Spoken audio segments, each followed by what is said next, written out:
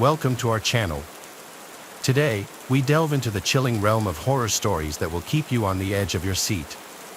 So dim the lights, grab a cozy blanket, and get ready for a thrilling ride through tales that will haunt your dreams. Are you ready to face your fears? My husband Jack is in the military. We have generally lived on base at every station we have been to because the surrounding towns can be very crime-ridden and sketchy, and with my husband gone most of the time, the extra security is appreciated. I work from home due to us moving so often. One afternoon, I was taking a break, had made a bite to eat, and was snuggling up on the couch with my dog. That's when I heard the sliding glass door open. It was so nonchalant I thought it was Jack. I saw the cat run from the kitchen and a shadow standing near the door entering it. I thought maybe he had come back for something, so I called out for him and was like, "What are you doing home? Did you forget something?" No answer. This is where I just got an eerie feeling. After I asked what he was doing here, I saw the shadow move and heard the click of the sliding door lock. From there, he walked to the laundry room and shut the door. I still had received no response, so I'm sitting on the couch, scared out of my mind, and I call my husband, hoping to hear his phone in the laundry room. I don't hear a ring, but he does answer. I asked him why he came home, and he didn't answer me. All he says is, "That wasn't me. Grab the dog and get in your car." I freak out. After getting off the phone with Jack, I grab the dog and run to my car. From there, I called the military police. Waiting for them was probably the longest 20 minutes of my life. When they got there, they cleared the house and found no one. They asked me to make a statement, and even they were baffled that someone would try this on a base. We still live here. I'm just so scared that he'll come back.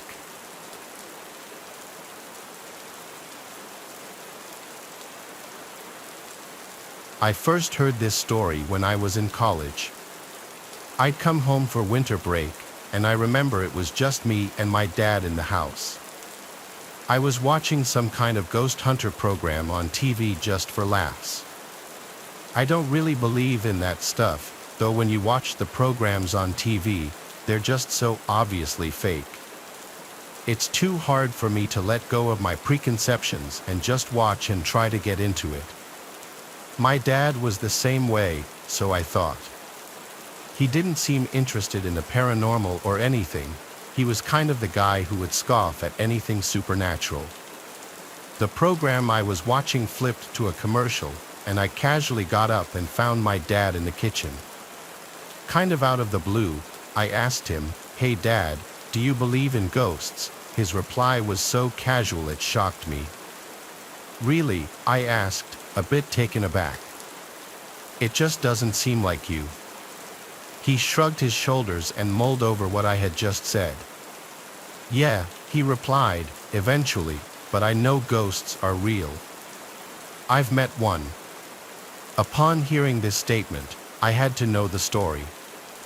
You see, my dad is like me, he likes to tell stories. I could retell most of his stories from memory. Just because he would tell them so frequently to anyone who would listen, yet here was a story I had never heard of. An event that changed my dad's life. To this day, I don't even know if I believe it or not, but when someone who is so influential on your life, someone who seems so logical and so down to earth, tells you something like this, he calls into question what you believe and why. Though he never brings it up, when I talk to him about it, he swears it's completely true, no exaggeration and no doubt in his mind about what happened.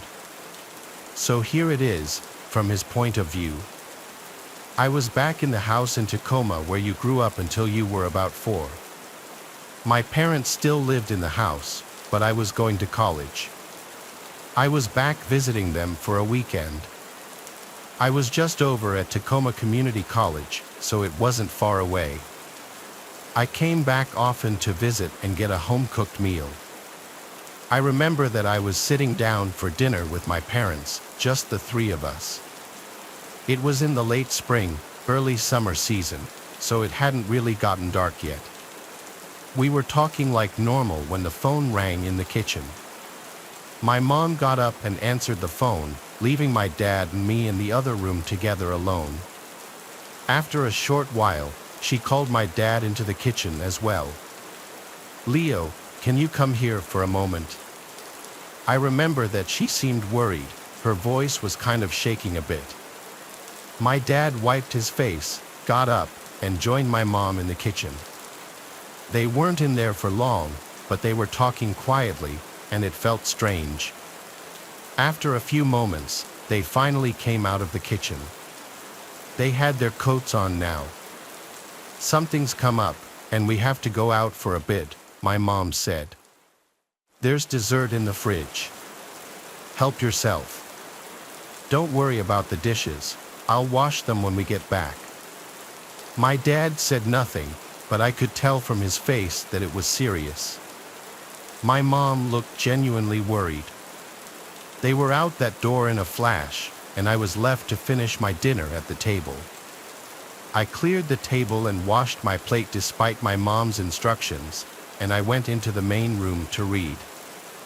I sat down on the sofa, opened one of my school books, and began to relax. Hours went by, and my parents still hadn't come back. It was now around 11 o'clock, and I was just about to get ready for bed.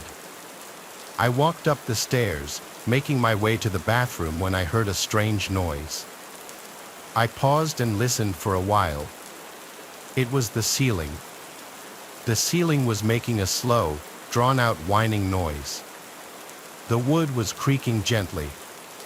It wasn't an unusual sound, but there was an unusual rhythm to it that made me uncomfortable and curious. After listening for a while, I pulled down the steps to the attic and listened a bit more. I could hear the sound more clearly now, along with a metallic creaking noise. I gathered up my courage and decided to investigate. I climbed the steps. Now, I have to say, I wasn't scared. I didn't have an uneasy feeling, actually, to the contrary. I felt quite comfortable. Even though it was dark and eerie, the energy in the room wasn't foreign. It almost felt warm and inviting. As I looked around the attic, it quickly became obvious where the sound was coming from. Among the boxes and various other storage was an old rocking chair that belonged to my grandmother. It was one of many possessions that she had left with us at the house. She was in a nearby home for the elderly and couldn't fit much of her belongings in her room. The rocking chair was gently rocking back and forth, causing the floorboards to creak beneath it. Next to the chair, an old bird cage was displaying similar behavior. The cage door was gently swinging open and closed, making a quiet metallic creak. I figured there was a draft, and knowing that the sounds would keep me up all night if I didn't put an end to it, I set out in search of the source.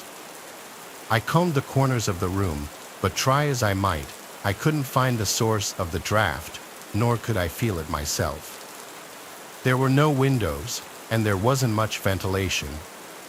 It wasn't even windy outside, it was a calm evening. Furthermore, the chair was heavy, as was the bird cage. Yet, there were other things nearby that weren't disturbed, stacks of paper and the like. After a while, I gave up and looked back to the chair. It was still gently rocking. I walked over to it and rested my hand on the armrest. The chair stopped rocking.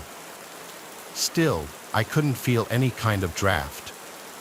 I lifted my hand, and the chair was calm and quiet.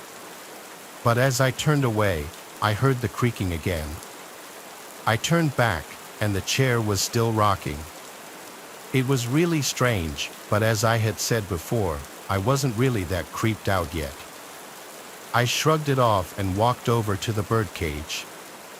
The door was still swinging open and closed. The cage had once housed a parrot belonging to my grandmother, but it had been empty for some time. I latched the cage shut, figuring I could at least stop this one sound. I made for the steps, but just as I was about halfway down, I heard the metallic creaking again. I looked behind me, and the cage door was back to swinging open, unlatched, right alongside the chair, which continued rocking as before. Something had caused it to unlatch. I was sure that I had latched it properly.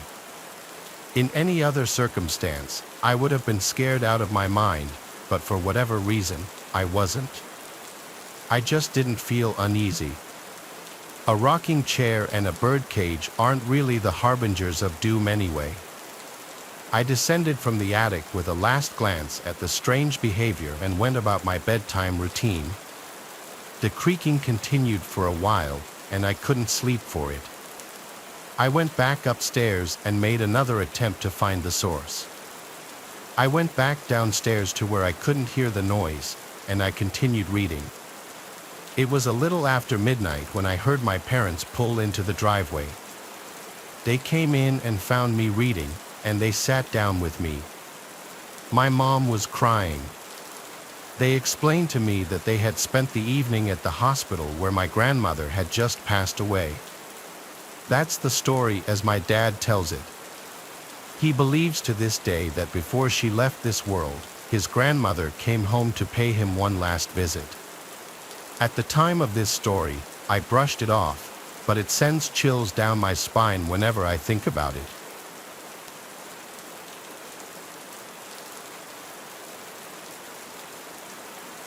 My younger brother and I have childhood friends that go to the beach with our moms for Memorial Day weekend every year. We've been doing this since before my younger brother was born.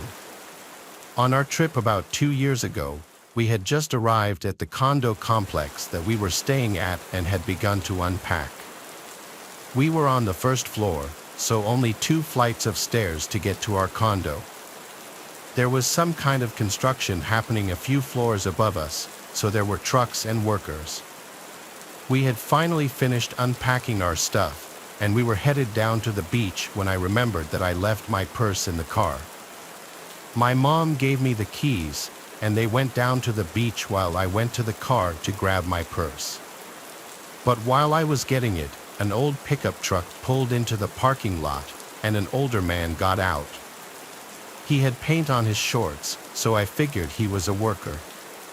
But me, at the time being a teenage semi-petite girl, kept my eye on him. I got my purse, locked the car, and then started heading back to the stairs. I should also mention that the stairs were outside, open for everyone to see. The man started following me up the stairs, but he was several steps behind me.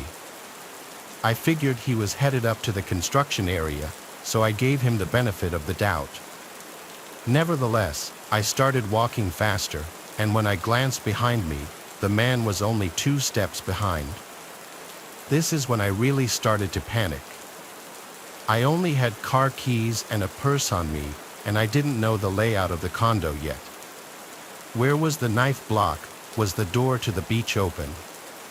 I finally reached the door to the condo, ran inside, and tried to close it behind me.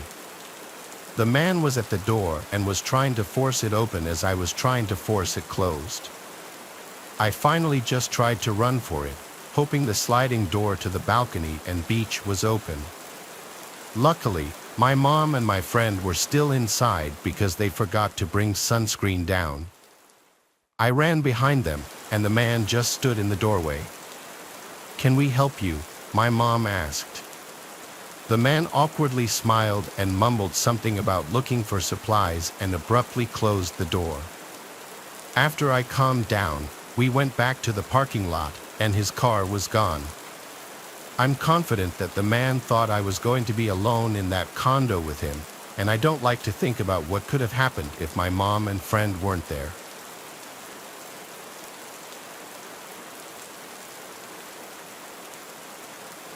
I work in the pro department of a home improvement company.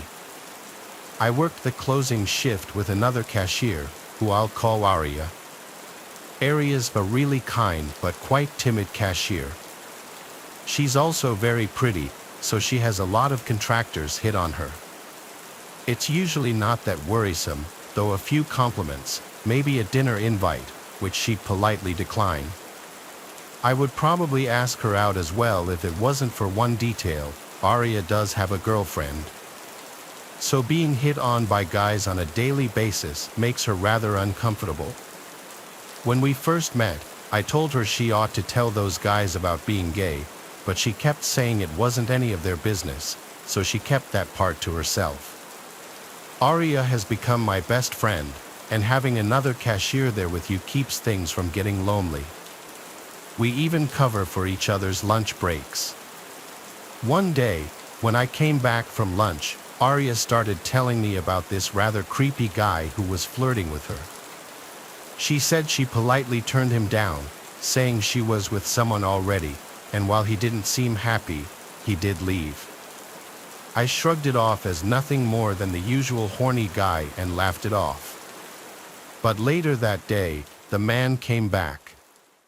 Aria wasn't there, as she had left to help a customer find some lumber, so it was just me. He looked rather normal, probably handsome to most women, but he acted off. After looking around the area, I asked him if I could help him with anything. "I'm here to see Aria," he told me. I asked him how he knew her, and he said he had come in earlier and asked her out, to which she said yes, so he had come back in to pick her up. I told him she had left for the day, a usual lie everyone tells to cover for their friends. His smile went away as he started looking annoyed. He said he wanted to speak to Aria and ask her out again, which contradicted what he had just told me about accepting his previous invite. I told him he could not do that, which caused him to cross his arms and asked me why not. I'm not the best liar when it comes to making up excuses on the spot. However, I didn't want to tell him Aria was gay if she didn't want him to know it. So I just blurted out that Aria was my fiancée. His annoyed look went to confusion as he asked me how someone as pretty as she is could go out with someone like me. I'm not a Chris Evans for anything, but I don't think I'm that bad looking. I told him it didn't matter and that she and I were getting married in a couple of months, so he needed to back off. He gave me a death look but didn't say anything. After an awkward silence, he left. After Aria had gotten back, I told her what went down. She asked me to describe him, and after I told her what he looked like, she said that was the same guy who came in before. She was a bit creeped out by what went down but found the fiancé excuse rather funny. She even stated she'd rather be engaged to me than go out with him, which I'm guessing was a compliment. A couple of weeks went by, and we had all but forgotten about the man. At this point, one night after it had gotten dark, Aria and I were getting the trash together so we could close down the registers and go home. Just then, we heard a bang at the door, causing both of us to nearly jump out of our skins. It was the guy again. He had a wild look in his eyes as he kept his face pressed against the glass. "We're closed," I told him, but he insisted he needed to come in. Aria yelled again to tell him she's not interested and for him to go away and leave her alone.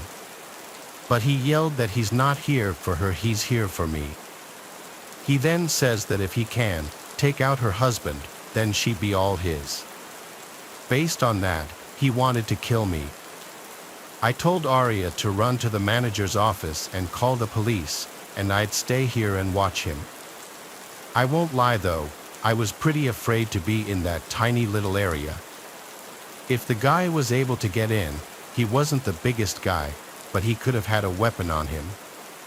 Plus, the store doesn't allow us to have self-defense items on us, so I was on my own here. The guy then started ramming the sliding doors like he was crazy. The doors were rattling. I could have sworn they were going to come off their base. Just then, Aria came running back around the corner with a 2x4 in her hand, yelling that the cops were on their way. Finally, the man decided to leave. The closing manager met the officers when they came, and he took them to review the cameras. Thankfully, the man was caught and arrested, but Arya and I felt unsafe working there any longer. We're still friends and even attend the same college together, but we have separate jobs now while we pay our way through classes. I'm glad she was there to help me with the rogue man, as I hate to imagine what he might have done to me, or worse, what he might have done to her. She says she's glad I was there for her as well, as having a guy around tends to make men like him less confident in what they might try. It was a wake-up call for me as to how dangerous it can be for some girls when an interested guy just doesn't want to take no for an answer.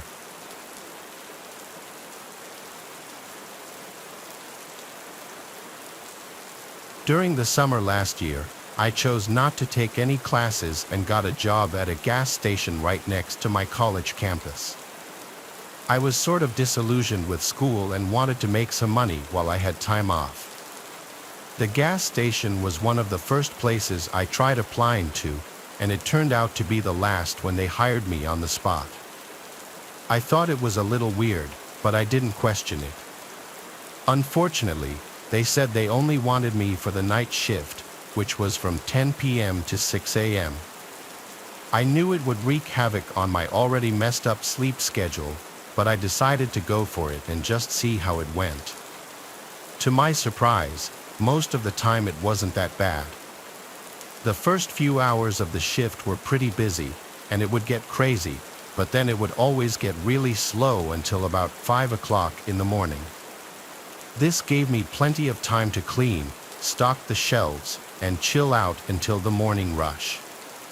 Occasionally, somebody suspicious or problematic would wander in, but I never had anything get too out of hand. Well, that was of course until something did happen. It was a Thursday, which wasn't usually a busy night. I had a coworker until about midnight, then they went home, and I was left alone. Time went by pretty fast, and before I knew it, it was almost 2 a.m. That's around the time a man walked in, and I immediately had a bad feeling about him. He had a shaved head and a bunch of tattoos of weird symbols, so I was pretty sure he was a skinhead. I noticed he had parked his dirty old lifted pickup truck in the handicap spot too, but I didn't want to get on his case about it. It was 1:58 when he walked in, and he spent a few minutes wandering around the store. In the end, though, all he bought was a case of beer. However, by then it was 2:01. My county has a law that says alcohol can't be purchased between 2 a.m. and 6 a.m. I told the man that, as politely and apologetically as I could, that he couldn't buy the beer. He immediately became agitated and went off on a rant about how it was a free country and that it was a stupid law. I tried my best to reason with him, and I said that I was just trying to do my job. But this only made him start to criticize me like I was some kind of spineless pawn for my boss.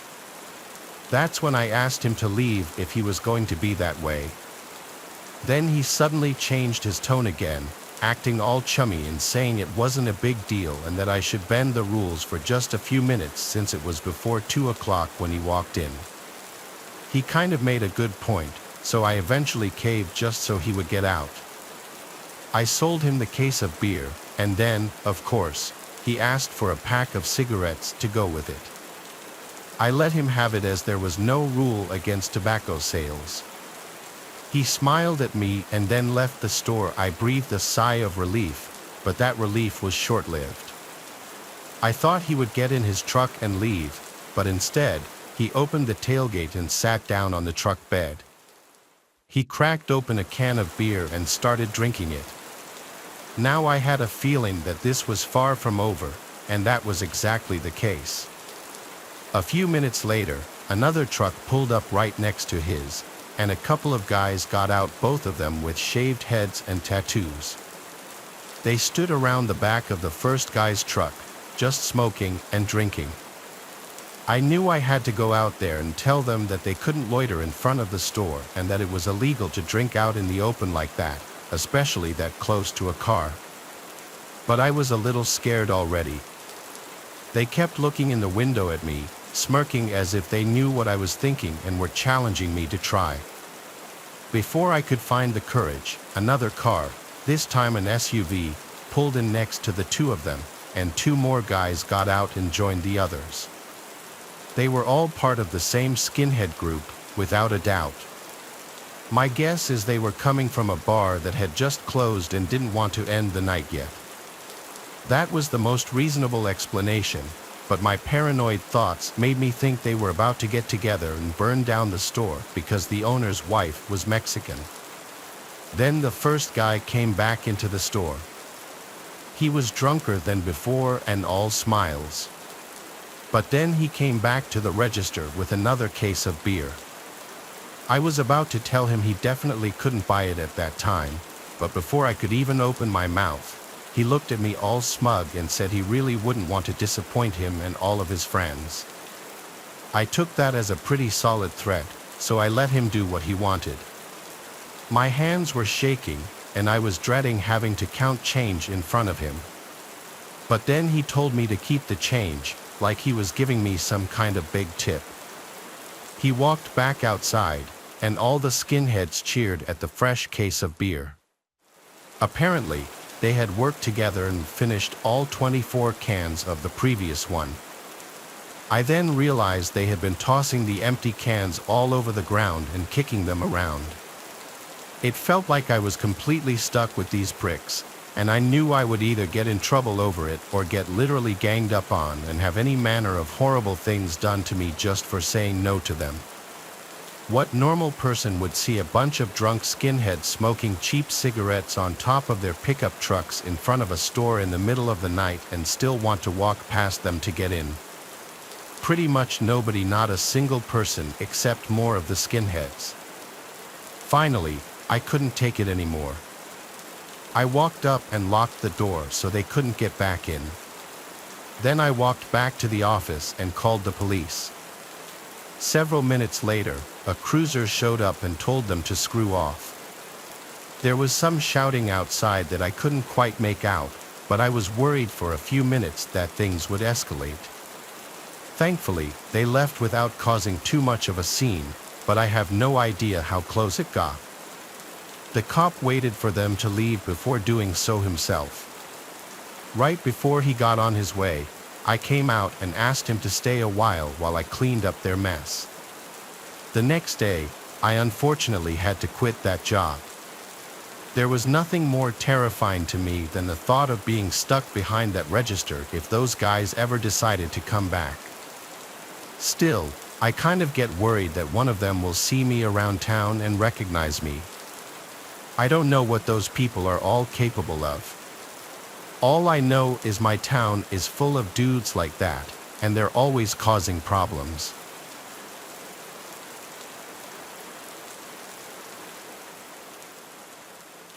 Years ago, I worked as a barista at a locally owned coffee shop that doubles as a popular venue for local artists and musicians to host all sorts of small-time gigs. Even today, it gets most of its business in the evenings during the open mics and stays open until 1 a.m. However, when I worked there pre-2020, they were open 24/7 from Thursday to Sunday. For the most part, everyone that worked there hated the graveyard shift. It was easy hours, but the tips were abysmal as barely anyone came in. As far as I was concerned, however, I didn't mind the lower pay. What I hated was being alone and running the only place that was still open for miles. The shop was in a good part of town, if not a little close to a bad part, but the fact of the matter is that there's really no such thing as a good side of town during these overnight hours, if we're being completely honest. I was advised to never keep more than $50 in the drawer during the graveyard shift for a reason. I was always afraid that somebody would drag me into the back of the store, so every time I was scheduled for the overnight shift, I asked one of my male friends to come hang out with me. The one guy who would help me more than anyone else was named Bob. It usually turned out to be a good time. I made some money, I slipped him some beers under the table, and of course, I felt much more comfortable not being a woman on her own. Bob would work on his laptop while I was busy, and we would talk when things were slow. We had been friends for a while, but we became close after spending a lot of time together. It was always platonic, though. Bob was also friends with many of my coworkers, and lots of us joked that Bob knew so much about the coffee shop that he might as well work there himself. But he always laughed it off and said his career in photography was more important, which we always gave him a hard time for. I didn't really think there would ever be any bad blood between us, and if there was, I was sure it would be because we slipped up and had an awkward one-night stand. But then came a slow Saturday night in the summer of 2019. I was working the last overnight shift of the weekend. I had worked the last 2 nights in a row without Bob because he had bailed on me to go to a wedding for one of his family members. I managed to get another friend of mine to fill in for him for Thursday and Friday, but on Saturday night, they were too tired and never showed up. I was anxious about being alone in the shop, but I knew I could manage. Thankfully, it was surprisingly slow that night for some reason, and by 3 a.m., I had only made $10 in tips. But I was glad I didn't have to deal with any crazy people. Unfortunately, that's when things took a dark turn. The shop was completely empty except for me. I was putting a batch of coffee into the roaster when, out of the corner of my eye, I saw a figure walk past the front window. I glanced over, but there was nobody there. I waited for someone to come around to the back door, which customers could also use, but a full minute had passed now, and nobody came. I stuck around by the register for a few more minutes, but after nobody showed up for a while, I decided it was time to mop the floors. I went into the back to fill up the mop bucket, and of course, as soon as I turned the faucet on, I heard somebody come in through the front door. I shouted that I would be with him in just a minute, then finished filling up the bucket and rolled it out behind the counter. When I got there, whoever came in had disappeared. I shrugged it off, just figuring they had gone straight to the bathroom, and then I started mopping behind the counter. The stranger's feeling hovered over me. I couldn't place what it was, but I knew something was wrong. The first thing I looked at was the drawer, but it hadn't been broken into. Even then, that would have been loud enough for me to hear over the running water. I leaned over the bar and checked the bathroom doors. The men's room door was closed, and the light was on, so I knew somebody was in there. My stomach churned slightly as I knew it was a man in there, but so far I had no real reason to think anything was wrong, so I just kept on mopping. When I finally got finished behind the counter, the bathroom door opened, and to my surprise, Bob walked out. I immediately felt a sense of relief, but I had to ask him what he was doing there. He explained that he had just gotten home from the wedding and thought he'd stop by and say hi. I was grateful that he decided to show up, so I told him he could have whatever he wanted on the house. I got behind the espresso machine and got to work pulling a shot. I packed the grounds into the portafilter and locked it into the machine, then looked over to say something to Bob. But whatever I was thinking of saying was immediately forgotten.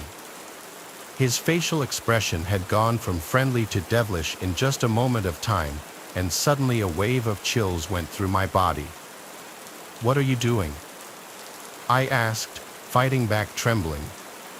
Bob grinned like a psychopath and pulled a knife out from behind his back.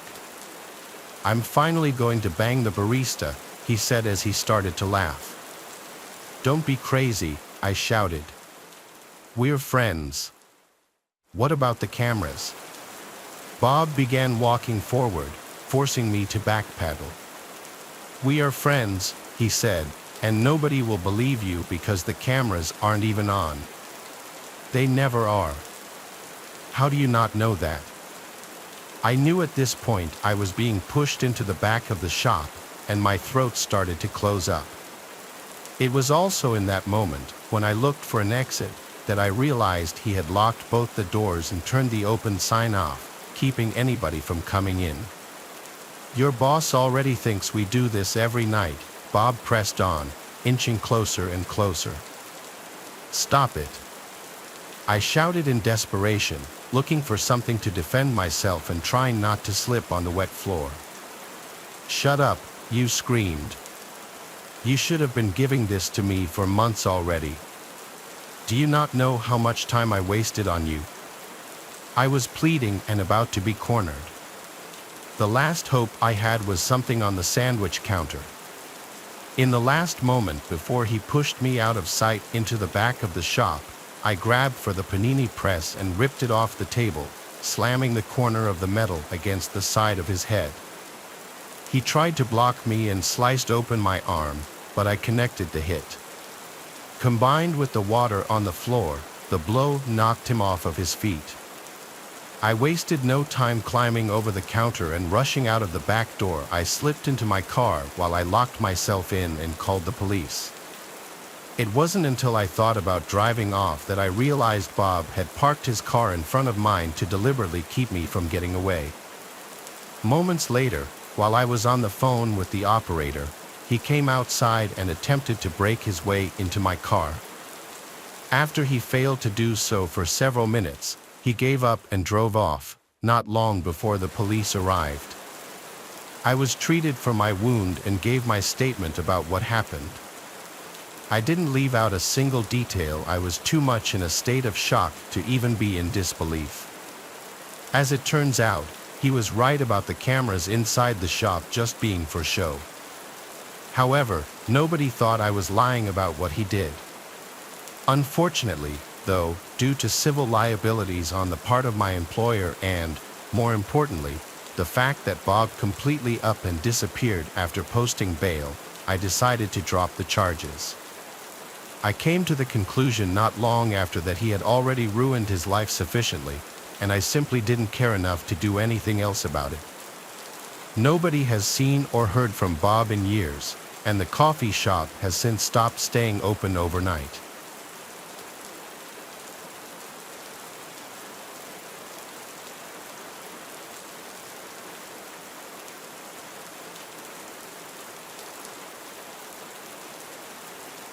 I've been a night owl my whole life, so I work night shifts exclusively.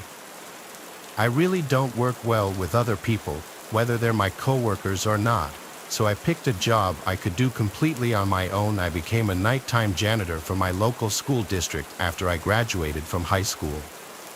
Schools have always had nightly cleaning as part of health codes in most areas, but obviously, in recent years, it's become much more important.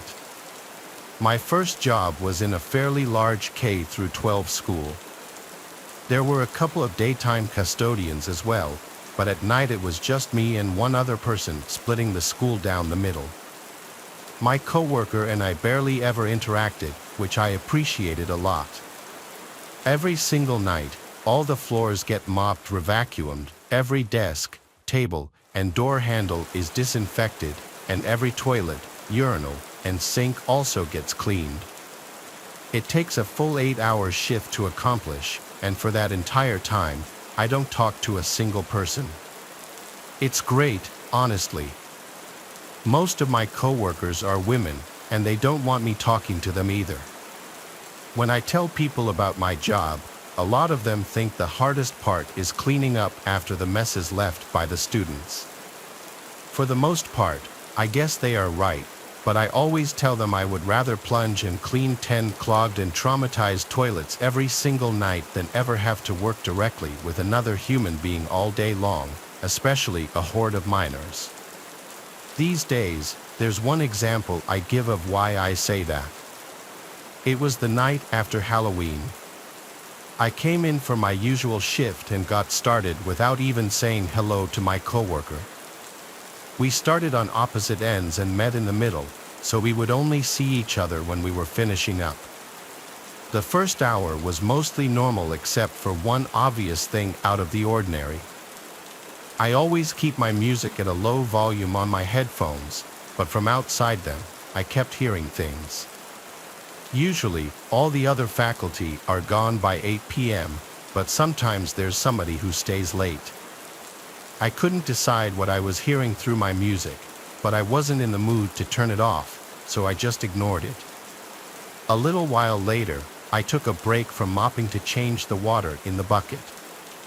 I was gone for about 5 minutes, but on my way back to where I stopped, I walked past one of the hallways I had just mopped and noticed the wet floor sign had fallen over. For legal reasons, I had to step over the wet floor and stand it back up, then mop back over my tracks. Annoyed, I walked over to it but froze for a moment when something else caught my eye. There was another set of tracks in the water, leading to and from the sign. They were little footprints, something a kid would make. After I stood the sign back up, I followed the tracks, knowing I would have to mop over those too, basically redoing the whole hallway. The tracks ran all the way to the end, where there was a flight of stairs up to the second floor. From there, they dried up pretty quickly. I stormed up the stairs and got to the second floor, but nobody was there. I took my phone out of my pocket and paused my music so I would be able to hear if anyone was running around. Right as I looked down, I saw a flash of movement at the end of the hallway. I also heard a bunch of footsteps echoing across the empty school, so I started making my way to the end of the hall. By the time I got there, I still couldn't see anyone, but then I heard a little kid laughing. It felt like I was in a horror movie, but at that point, I was more annoyed than scared. I stood there looking around for a few seconds until I heard a crash from the first floor. I rushed downstairs and nearly flipped my lid when I saw the mop bucket I had just refilled was knocked over.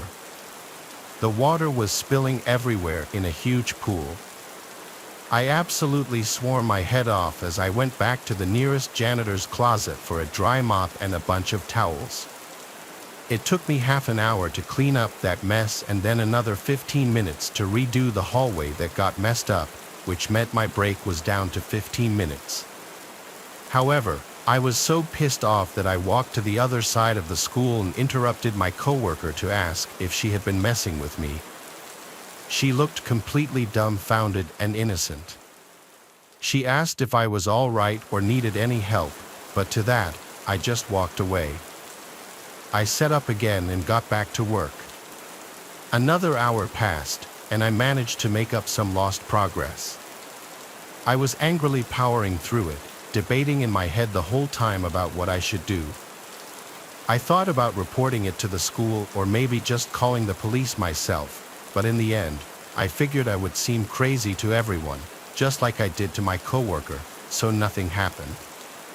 Again, until 11 o'clock, out of nowhere, the lights shut off in the whole school. It was pitch black for about 3 seconds until the emergency lights turned on, giving everything a reddish hue. It came as a shock to me, and to be honest, I was worried.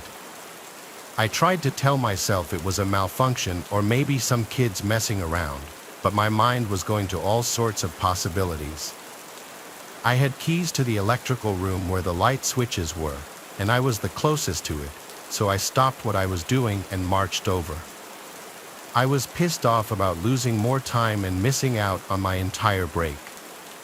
But halfway there, something pushed those concerns out of my head. I heard the most blood-curdling scream of my life, the panic shriek of my coworker echoing endlessly.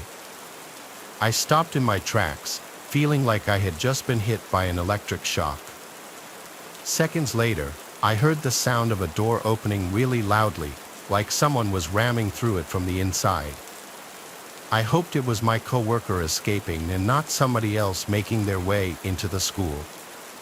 I forced myself to keep going and finally made it to the electrical room. I was right outside the door trying to find the right key when I noticed that it was already cracked open. I pushed it open slowly, afraid of what I might see, and a shape appeared in front of me, standing unnaturally in the darkness. My blood ran cold. It could have been anyone. I gave up on trying to turn on the lights and instead reached over for my phone in my pocket. However, as soon as I moved, the figure bolted forward and slammed the door in my face. I cursed and jumped back, stumbling until my back hit the wall behind me.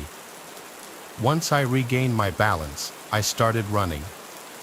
I wanted to leave, but for once in my life, I thought about the well-being of somebody else and ran to the other side of the school to find my coworker. After checking a few of her hallways, I finally found her mop bucket sitting alone in the middle of the floor next to a bathroom. Without hesitation, I rushed over to it, hoping not to see any evidence that she had been hurt. Nothing seemed unusual except for the fact that she was nowhere to be found. I looked all around in the dim lighting, but as far as I could tell, I was alone. But not completely alone. The sound of a laughing child echoed in the distance again, striking fear into my chest. I clutched the handle of the mop, for lack of anything else to defend myself with, and lifted it out of the bucket, holding the end of the handle out like a spear. I faced the direction of the laughter, looking down the hallway so intently I got tunnel vision. In a moment of sheer terror, someone whispered, "Hello," into my ear. I turned around and, without thinking, jabbed the handle of the mop into their chest with all my might. I heard a grunt as the person who snuck up on me hit the ground and vomited only a second later. I shouted at them to tell me who they were, but then they started to cry. I could tell they were trying to hold it back, but they couldn't. Gradually, my eyes made out what I was looking at. It was a student kneeling on the floor. Suddenly, all my fear of danger was replaced with the fear of losing my job for hitting a student. However, as things shook out over the next few days, it turned out all right. Two twins in the 9th grade and their little brother got the idea to keep the spirit of Halloween going and prank the overnighters in the school by hiding in the lockers. There was one set of lockers in the whole building that wasn't in use and had no locks or ties on them, and those kids were skinny enough to fit in there and hide. After doing their after-school activities, they managed to avoid being expelled, probably from crying a lot. The school district understood my actions and let me keep my job, but I was transferred to a different school. All in all, this is why I don't like people, especially kids.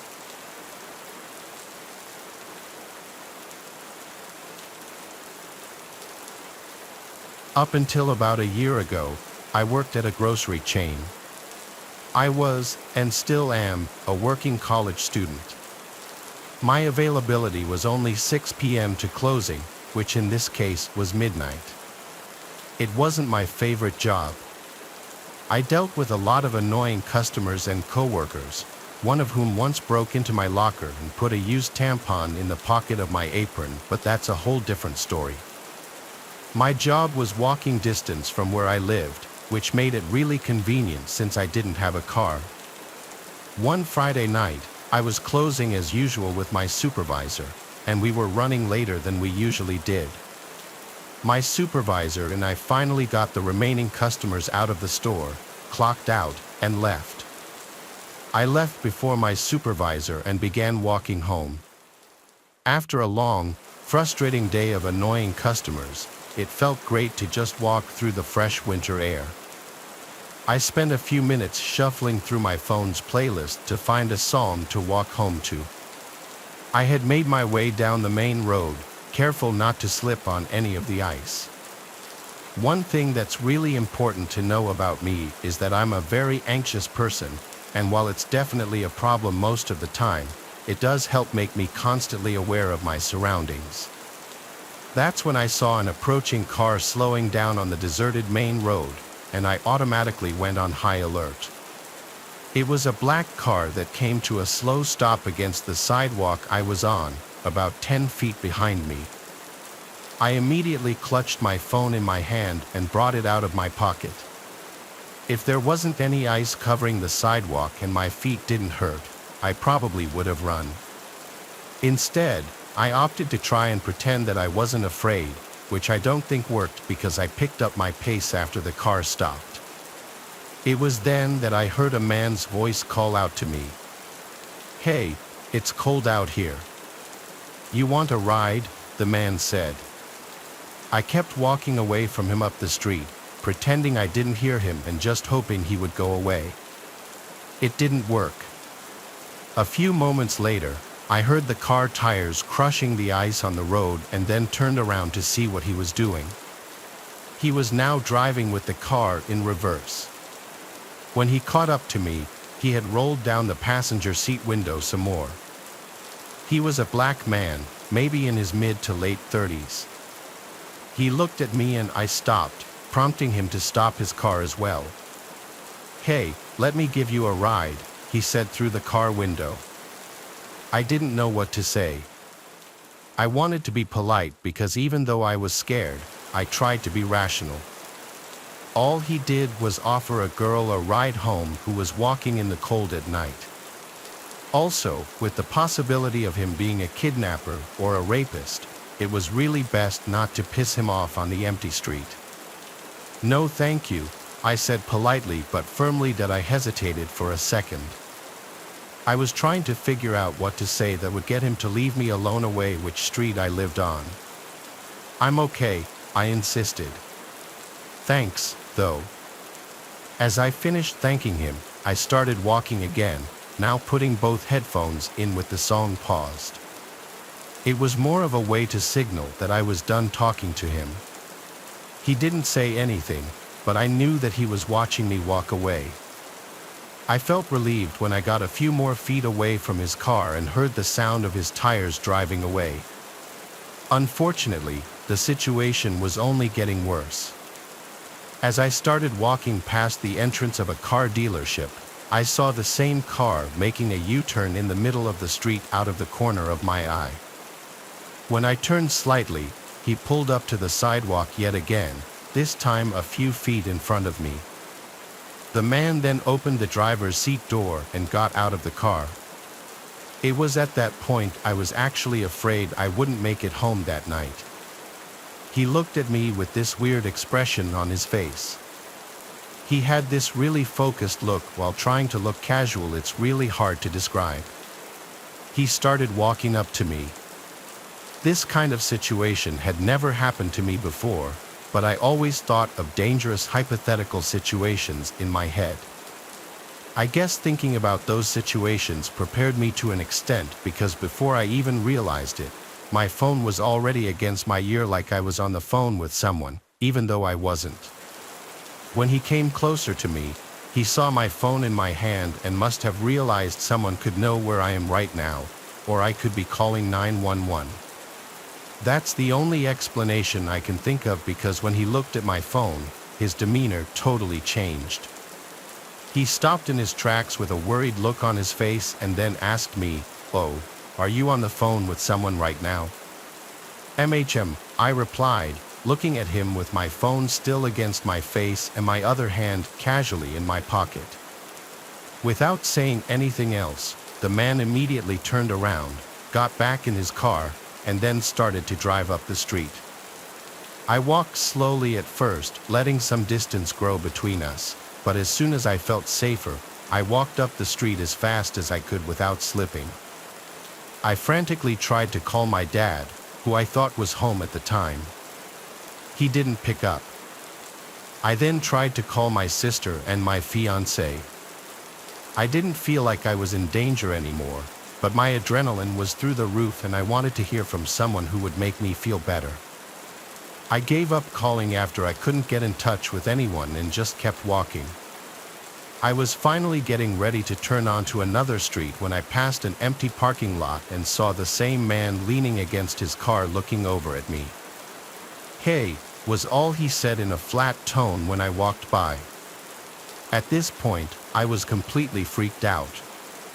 I didn't have my phone out anymore, so I couldn't pretend I was talking to someone again, and I was also significantly closer to my house. If he decided to get into his car and follow me, there wasn't any detour I could take to try and lose him. I was now on the verge of tears, and that's when I decided to call 911. I called 911 and told them the situation. The officer on the other line stayed on the phone with me until I got into my house. After that, an officer came to my house and asked me a bunch of questions about the man. He also asked me about his car and where I last saw him. All of the details were either too vague or I didn't remember. He said that he would at least patrol the area for him. I'm not really sure if he actually did or not, but it made me feel better at the time. From that point, I needed a ride to and from work every shift until I got my schedule changed to day shifts. Just a few weeks later, the college semester ended and I was planning on skipping a semester anyway. That experience only reinforced my decision. The more I think about that situation, the more I realize how lucky I was. I was in the perfect position to be taken, but I actually used some quick thinking that really de-escalated the situation. I moved in with my fiancée, and now I have a pocket knife and pepper spray for whenever I walk home at night from my new job. It's something to remember. If you haven't called 911, if you don't have anything to defend yourself against someone, either let someone know where you are or pretend that they know where you are. It can potentially save your life.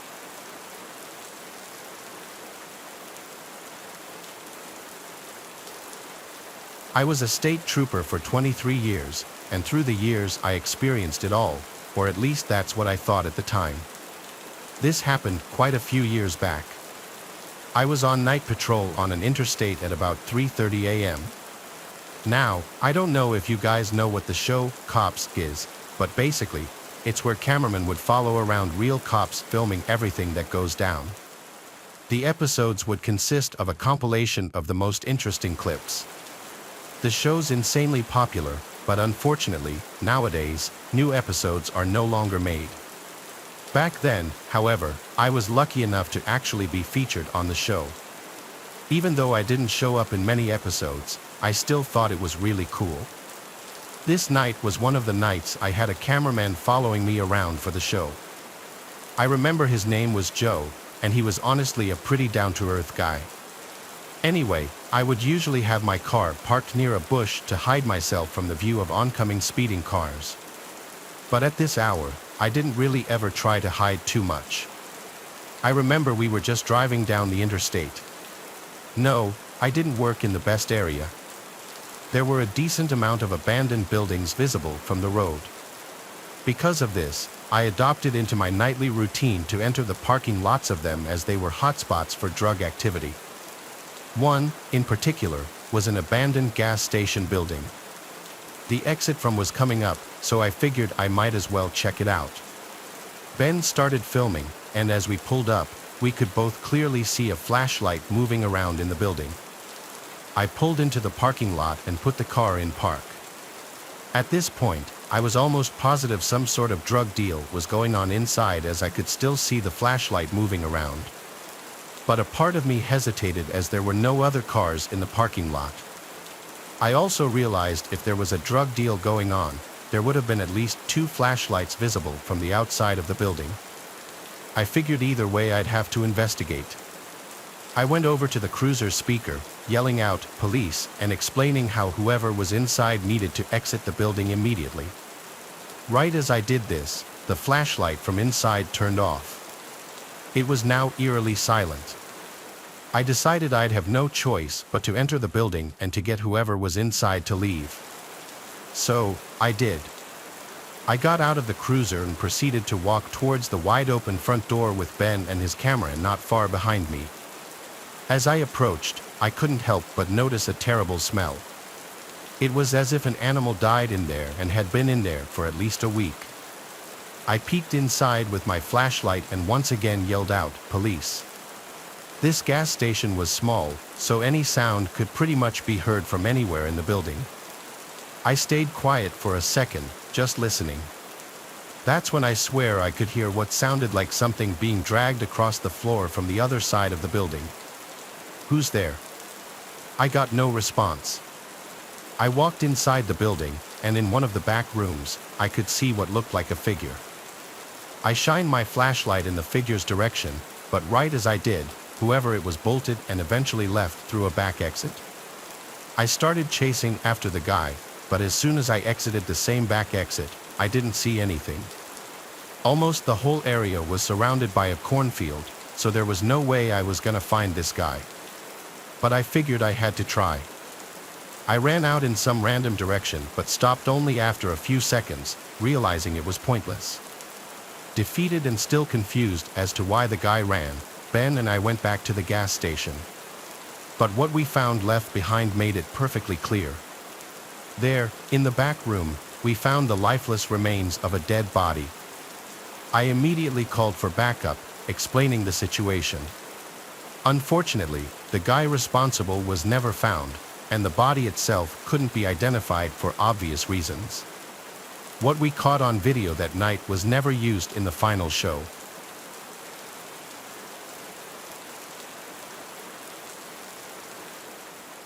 When I was 16, my mom had a job that required her to be out of town a lot.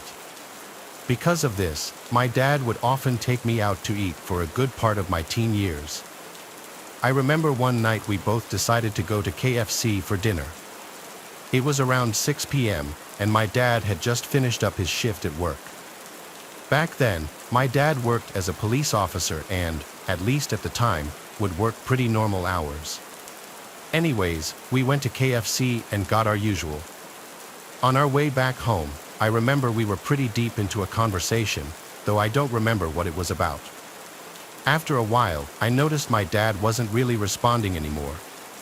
We were fairly close to our house, but still on main roads before we needed to turn into our neighborhood. At first, I thought he just lost interest, but I glanced across and noticed he was permanently looking in the rearview mirror.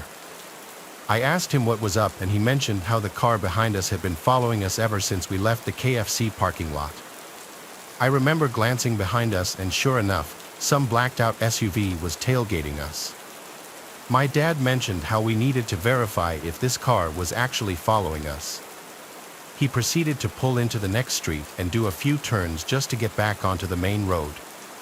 I will never forget that feeling, that sinking feeling, as I watched the car sharply turn back behind ours. Now, it was around 9 p.m. on a weekday, so there weren't that many cars on the road.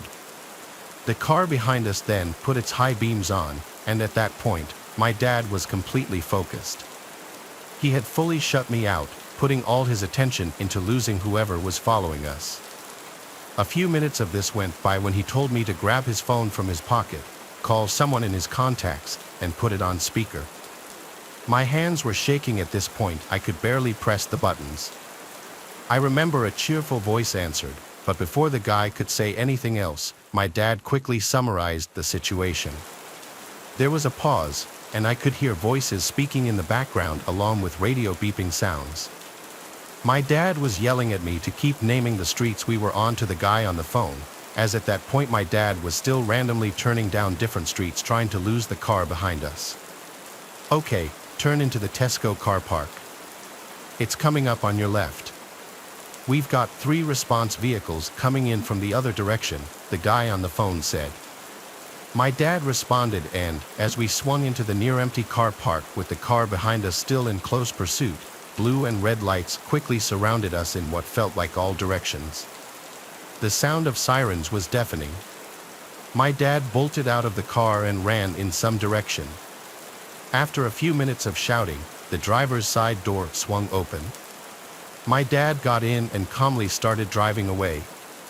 As we turned around in the car park back towards the entrance, I could see the police surrounding the vehicle that had been following us, and 3 men in what looked like their late 20s were handcuffed, leaning over the car. On our way home, my dad told me everything. He explained that he was on a drugs team that dealt with the interception of large shipments of drugs that were being transferred across the country, something I hadn't known until that point.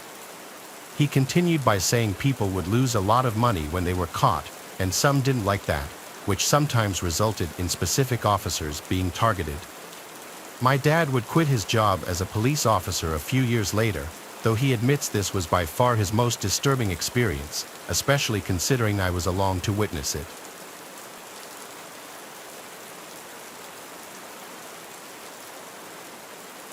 I've been a police officer for a small town for about 10 years.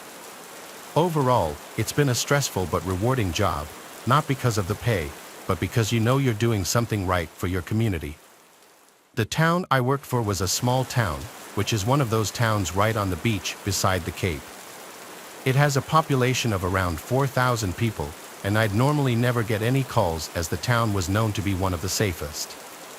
The most you'd ever get was the occasional robbery or break-in, but that was about it. However, as the saying goes, you don't know what tomorrow will bring.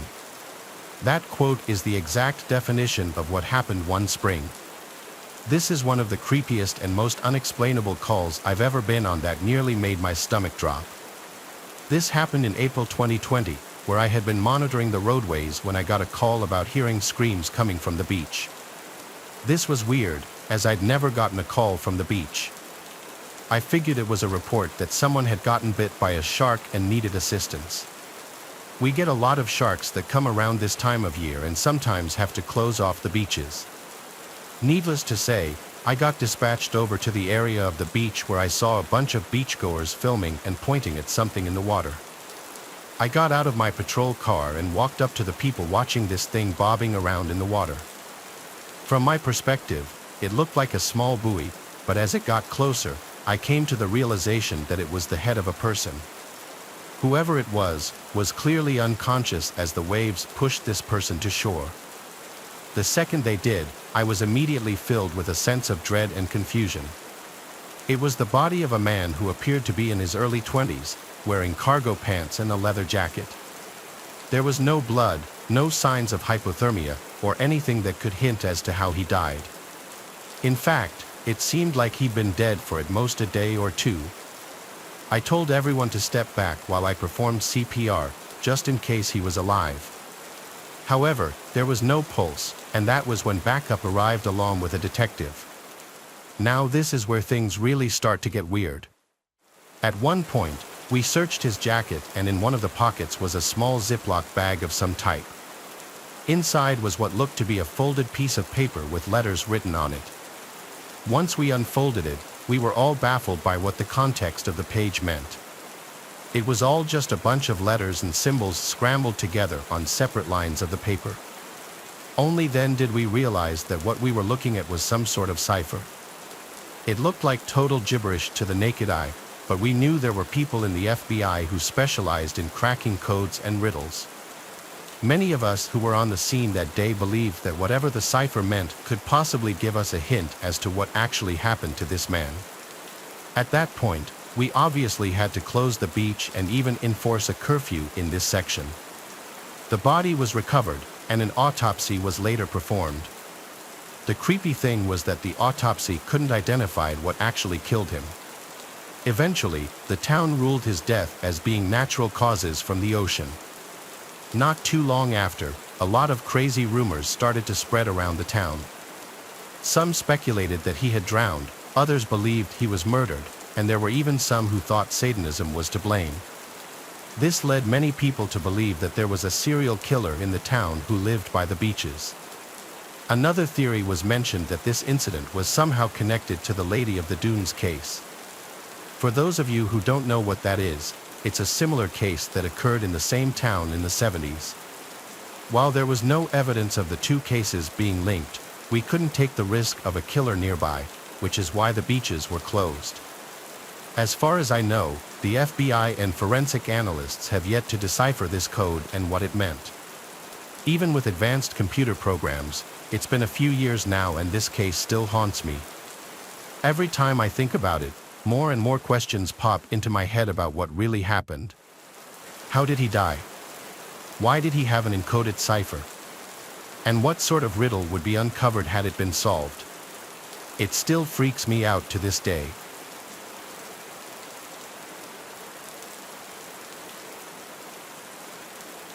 I've been doing this since I was around 30, and it's been a stressful but also a joyful experience. However, it's not at all an exciting job, as most people would think it is. I won't disclose the name of the actual town I lived in, but it was one of those towns that wasn't too safe but wasn't too dangerous. I would most of the time be doing the night shifts, where the chances of crime slightly increased. Most of the time, you'd mainly get calls of people shoplifting and maybe even occasional break-ins. Every once in a while, I've been on several calls that had to do with both those kinds of things, but for the most part, it wasn't anything life-threatening. Throughout my time as an officer, I've definitely had to deal with stressful situations, but this incident takes the prize. There was this one night where I didn't receive any calls and was just cruising down the road with no cars and no street lights. As I'm driving, I then see up ahead these orange reflectors that appear to be blocking the road in front of me. Beside these reflectors was a parked unmarked car with its headlights turned off. As I got closer, I realized that these reflectors I was seeing were traffic cones. All of a sudden, a man got out of the car and slowly approached me. He looked to be in his early 20s and wore what appeared to be a police uniform that wasn't part of our town. I got out of my car to ask what was going on, and he apologized, telling me that I had to go around the other way in a direct tone. I asked, "What's your name, son?" He replied with Officer Tom, and that he had been assigned to close the road. Right away, I started to have suspicions of him. Even though he was in uniform, it still didn't seem official. What I mean by this is that he didn't have equipment on except for a radio and a gun case. When I confronted him about this, he claimed that he was under-equipped and that he worked for a county that I'd never heard of. This instantly made me suspicious, as there were many red flags in his story. Despite the flashing lights coming from his unmarked vehicle, I knew there was a good chance he was a fake cop. Eventually, I scoffed at him, declared that I was not stupid, and told him to put his hands behind his back. However, he didn't budge and didn't even look scared or guilty. He just stood there staring in my direction with a blank expression on his face, as if he were doing something mundane like taking out the trash or raking leaves.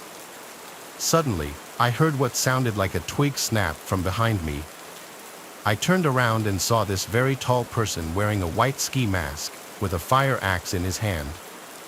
I instantly drew my gun while screaming, telling him to put the axe down. He didn't comply, and that's when I heard and saw movement coming from around the tree line. I yelled out for everyone to come out of the woods with their hands up while still keeping my eye on the guy with the axe. Long story short, about 10 or so people wearing these scary masks emerged from the woods with their hands up. A few seconds later, the phony cop said to me in a smug tone, "I think you should probably leave." Without hesitation, I got in my car and drove back the way I came while radioing dispatch for backup. I'd say I drove back to the police station so fast that I didn't care what the speed limit was. The station had dispatched several units to the area I was in. However, like in many unfortunate situations, whoever was there disappeared into the woods. We ended up recovering the car, which had been stolen from towns over. There was an open investigation that lasted for about a week before it was closed, as we couldn't find any more info. I'm still not sure what it was that I encountered that night, but I believe it was an ambush meant to trap unsuspecting victims. Given that I was a police officer, I had some advantage, which is why they let me go. This just goes to show you how hard our jobs can really be. A few months later, a woman and her boyfriend went missing in the exact same area. Their car was found, but they weren't. The news said that they likely got lost while walking through the woods, but I've always wondered about that.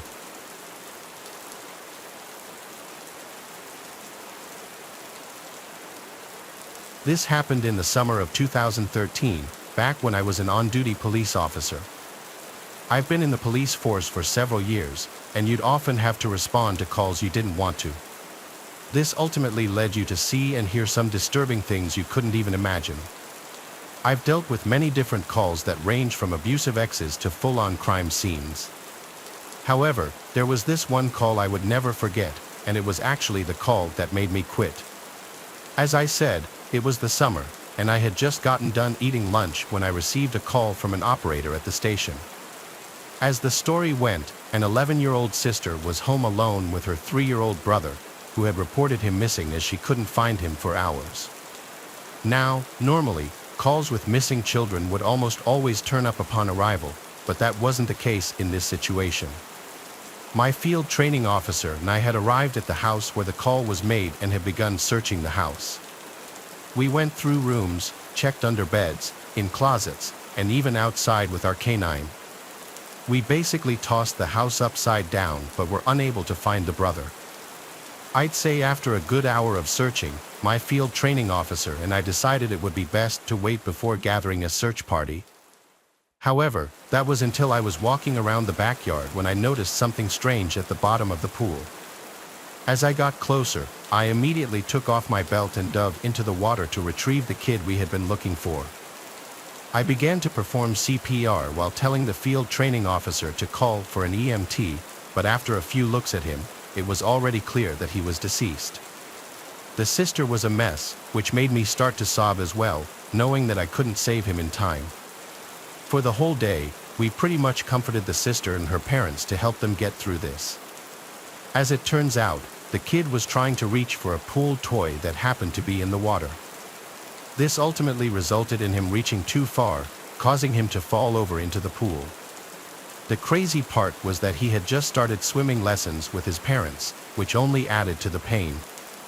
The following week, I quit my job as a police officer on the spot as I simply couldn't get my mind off of that call. I knew if I were to stay, I'd likely get more calls like that down the road. It was only a matter of time. Calls with kids are the worst, especially if they don't have a happy ending.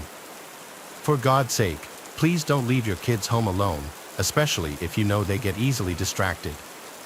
I hope you use my story not only as a lesson but also as a message to understand what police officers go through. We all have this perception of police officers arresting the bad guys and protecting our communities.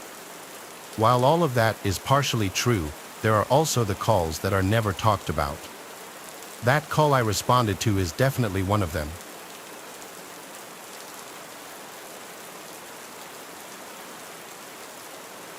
I'm a police officer in South Italy. I've been doing this since I was 22. For the most part, it's not as exciting as it's cracked up to be.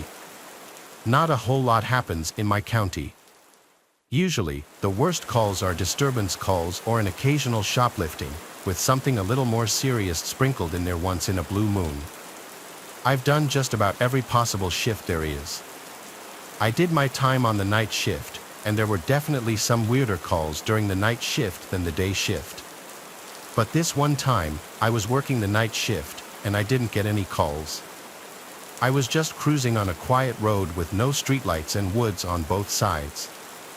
I saw the reflection of taillights suddenly approaching on the right-hand side of the road on the grass. As I got closer, I saw that the driver's side door was open. I started to veer onto the grass as I slowed down, fully planning on getting out to see if the driver needed assistance. I saw someone step out of the car, stand by the door for a second, then start to run into the woods.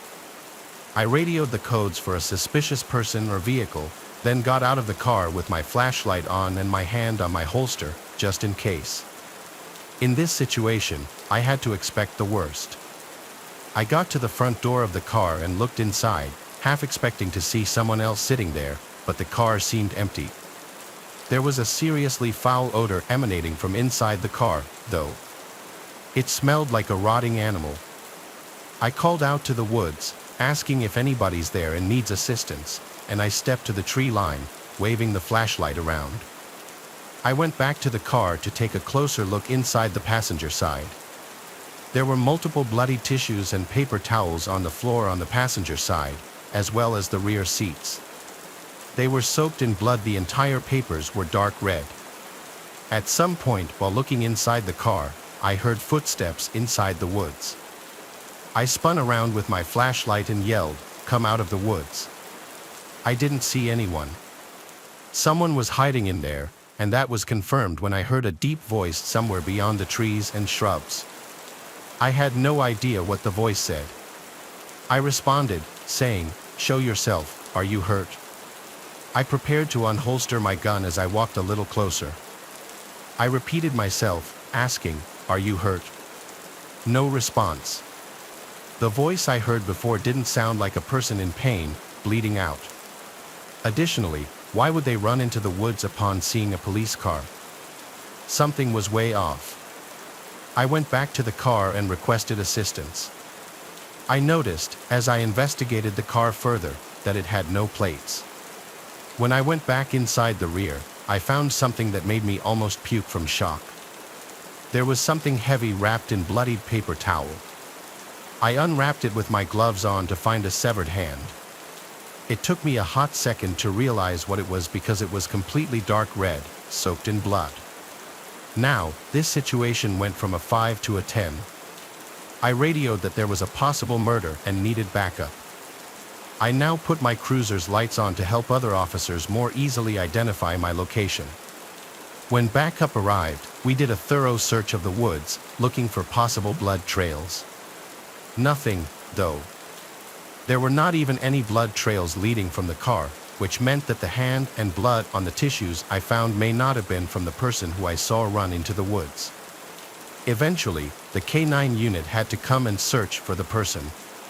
Hours upon hours went into the search, well past dawn, turning up nothing. The vehicle was taken into custody.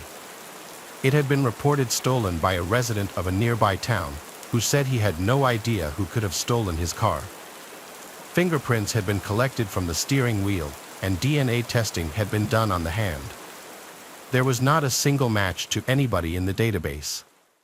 To this day, there was never any progress in finding out who the driver of that car was and whose severed hand that was.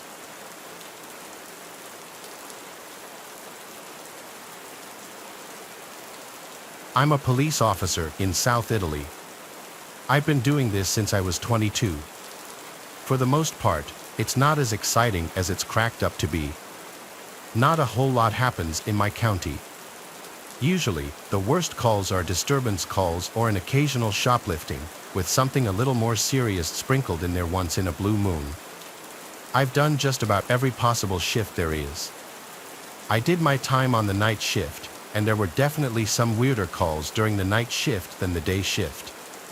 But this one time, I was working the night shift, and I didn't get any calls. I was just cruising on a quiet road with no streetlights and woods on both sides. I saw the reflection of taillights suddenly approaching on the right-hand side of the road on the grass. As I got closer, I saw that the driver's side door was open. I started to veer onto the grass as I slowed down, fully planning on getting out to see if the driver needed assistance. I saw someone step out of the car, stand by the door for a second, then start to run into the woods. I radioed the codes for a suspicious person or vehicle, then got out of the car with my flashlight on and my hand on my holster, just in case. In this situation, I had to expect the worst. I got to the front door of the car and looked inside, half expecting to see someone else sitting there, but the car seemed empty. There was a seriously foul odor emanating from inside the car, though. It smelled like a rotting animal. I called out to the woods, asking if anybody's there and needs assistance, and I stepped to the tree line, waving the flashlight around. I went back to the car to take a closer look inside the passenger side. There were multiple bloody tissues and paper towels on the floor on the passenger side, as well as the rear seats. They were soaked in blood. The entire papers were dark red. At some point while looking inside the car, I heard footsteps inside the woods. I spun around with my flashlight and yelled, "Come out of the woods." I didn't see anyone. Someone was hiding in there, and that was confirmed when I heard a deep voice somewhere beyond the trees and shrubs. I had no idea what the voice said. I responded, saying, "Show yourself, are you hurt?" I prepared to unholster my gun as I walked a little closer. I repeated myself, asking, "Are you hurt?" No response. The voice I heard before didn't sound like a person in pain, bleeding out. Additionally, why would they run into the woods upon seeing a police car? Something was way off. I went back to the car and requested assistance. I noticed, as I investigated the car further, that it had no plates. When I went back inside the rear, I found something that made me almost puke from shock. There was something heavy wrapped in bloodied paper towel. I unwrapped it with my gloves on to find a severed hand. It took me a hot second to realize what it was because it was completely dark red, soaked in blood. Now, this situation went from a 5 to a 10. I radioed that there was a possible murder and needed backup. I now put my cruiser's lights on to help other officers more easily identify my location.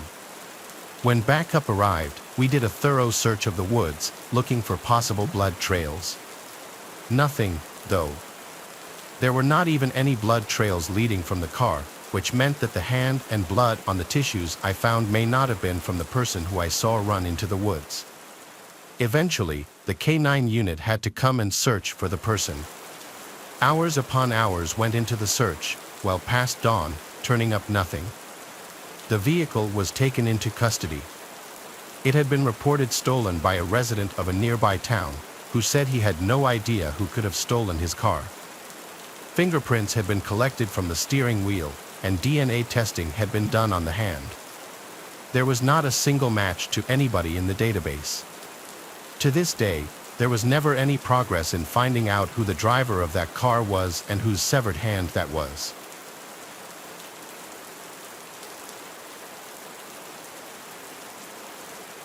My family and I lived throughout the middle of Georgia.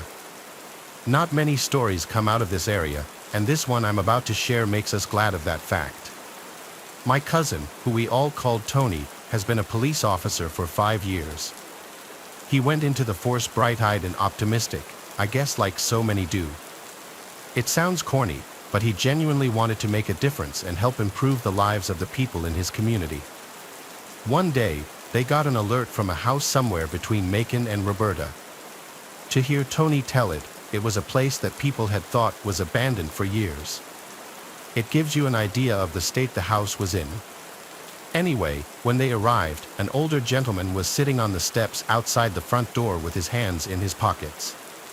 Tony and the other officer approached him and were alarmed to see that the man was crying. Well, not crying really, but sobbing. He was also muttering something to himself about how awful it is. They tried to question the man, but the guy was completely incoherent. It didn't take but a couple of seconds to figure out that the poor guy was traumatized. As his partner called for another car, Tony drew his gun and decided to enter the house. The smell inside the house was overpoweringly rancid. He told me that the kitchen and living room were a total wreck. It was clear the owners of the house were hoarders.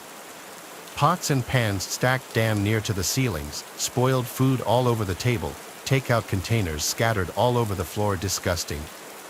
As procedure dictates, Tony called out to see if anyone would answer. Silence. He told me that even with all his training and experience over those past 5 years, his heart rate was already building fast. Gun at the ready, he checked out the living room and saw nobody was there either. He made his way down the hall, where the smell was getting much worse. Just as it all became too much, he covered his mouth and nose and opened the door to what he suspected was the bedroom. In the bed were 2 corpses, gray-skinned and covered with flies. Despite his churning stomach, Tony decided to go in for a closer look, a decision he said he's regretted since. One of the corpses was male, the other female. The skin on their faces was already starting to fall off and the flies were flying in and out of their mouths. Some were landing and sitting on their eyeballs. As Tony inspected the female's corpse, he was horrified to find that she was holding an even smaller dead body, an infant. It wasn't until a large cockroach crawled out of the dead infant's mouth that Tony ran outside the house, tumbled over, and threw up his lunch all over the steps the man had been sitting on. When the other cars finally arrived, they were able to do a more thorough inspection. The older man that Tony and his partner had met when they first arrived was a former co-worker and friend of the dead man. They'd worked together at a peach packing company. The man hadn't shown up for over a week, and he'd gone to their house to see if he was okay. The poor man had been the first to see that horrible sight in the bedroom. The story that they put together was that the wife and husband had at some point become addicted to opioids after some kind of operation a year or so before. They had started abusing painkillers together, and the addiction grew and grew until they started shooting up and snorting heroin. Their daughter, who wasn't more than a couple of years old, had died of neglect. When the husband and wife discovered their baby's corpse, they finally broke completely and decided to end themselves. The coroner found enough heroin in both their bodies to kill them twice over. Tony's still on the force, but he started drinking a little too much after that. He's been going to therapy, and he's since managed to get his drinking under control, but almost every time we talk, he says that he still has nightmares about that poor child's corpse. And in his nightmares, the baby's still crying.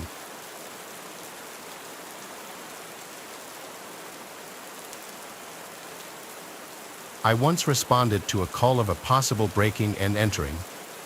A young woman living alone called in fear, saying that she came home to find a broken window downstairs, but nothing seemed to be stolen, and she couldn't find anyone inside. But then, when she went upstairs to bed, she thought she could hear footsteps moving around downstairs. Her call disconnected shortly after she said that, and the woman wouldn't pick up to any of the attempted callbacks. I took the call and arrived at the little house. I went to knock on the front door, and after a minute, I gave it another set of knocks and pressed the doorbell. After another minute, I tried one more time, this time banging really loudly and ringing the bell again.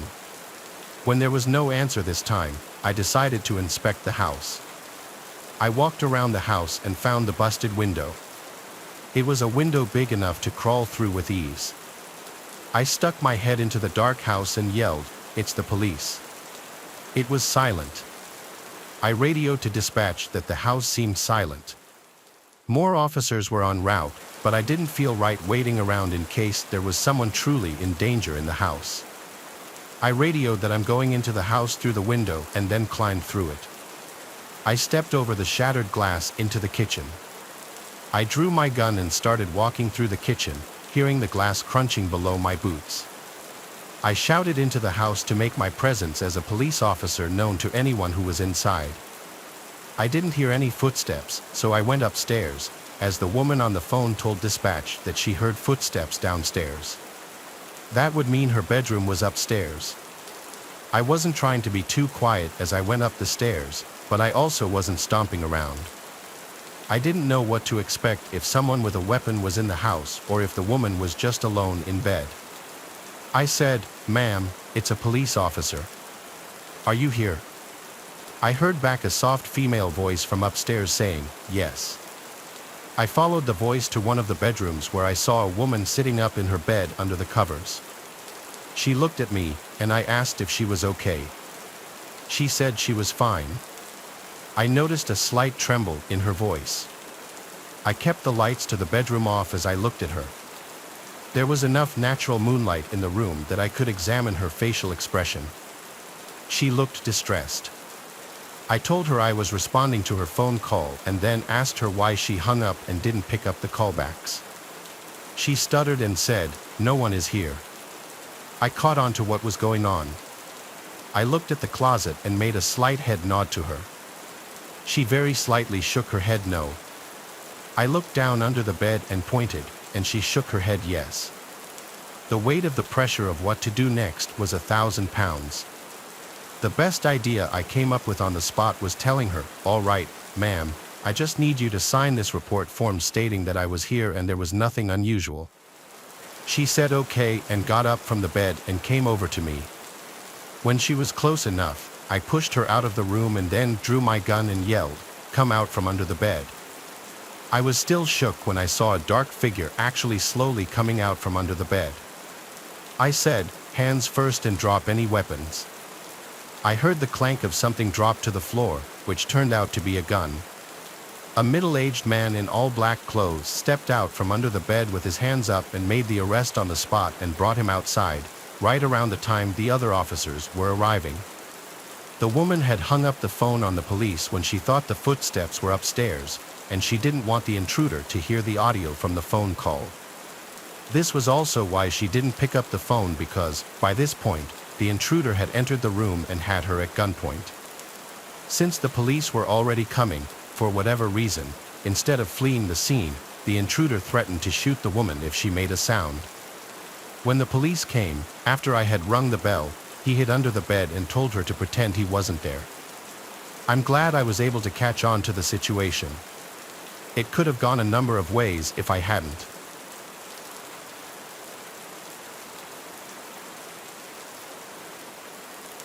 My dad served in the Vietnam War from 1965 to 1967. For the longest time, he didn't tell anyone outside of the family this story. But he's in his mid-80s now, and he doesn't care about me sharing it with anyone. Not that I intend to release any of our names. I've heard this story told by him 5 times now, and each time I learn about new details he hadn't mentioned the time before. He didn't like to tell this story for obvious reasons. I think not only is thinking back to any of those events probably traumatizing, but also he would always say he felt it would be an inappropriate family gathering discussion. My dad did a lot of things in the war. At one point, he was what was known as a tunnel rat, which was a soldier who performed underground search and destroy missions, usually in underground tunnels. My dad and 2 of his comrades were crawling through a deep tunnel, expecting to hit a booby trap or run into an ambush, but the tunnels were surprisingly empty and silent. My dad describes the experience of crawling through the silent dark tunnels as bone-chilling and adrenaline-pumping, as the fear of instant death at any moment would linger. My dad and his comrades heard a faint yelling and crying sound further down the tunnels. It was of a woman.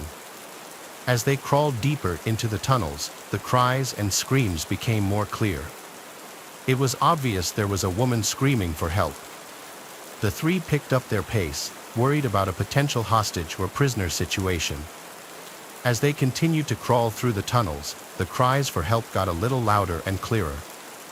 They arrived at a small room that they could slightly get off their knees in. The ceiling was just high enough to half stand, half crouch. There was a small table with a lantern on it that was still lit. There were also 2 broken chairs and a locked safe box with some metallic objects that would rattle around inside the box when shaken. Aside from that, this small room was empty. However, the tunnel continued past this room, so they continued deeper into the tunnel, but the screams for help had stopped at this point. My dad described this horrible, familiar stench of death that soon became overwhelming in the tunnels. They entered one final room with no further tunnels. My dad still refuses to describe everything that was in this room in detail other than there were multiple bodies, and they weren't killed by just bullets. They looked as though they'd been mutilated by some kind of creature. One of the bodies was that of a woman. The scene was so horrible that my dad and the 2 other tunnel rats had to turn around and flee. They had no explanation for what could have done what was seen in that room. When they crawled back out of the tunnels, they started hearing the cries for help from that woman's voice again. My dad says he and his comrades froze and looked at each other with wide eyes and obvious fear on their faces. They had made it to the end of that tunnel. There were no living things from there to the end of it, yet those screams for help were coming from the direction that they just were. They picked up their pace even more. My dad was in the back of the group of 3, and he says he would look back every 10 seconds, thinking he was hearing sounds from behind him, fearing he would see someone or something approaching from the darkness. They made it back to the surface eventually and marked the entrance with a flag that signified to his team that the tunnel had been searched and cleared. Most tunnels would be interconnecting as a means of underground transportation and cover, but my dad says this tunnel was unusual to abruptly end. He says it was easily the most gut-wrenching, horrific, nightmare-inducing thing he'd experienced in his entire 2 years in Vietnam.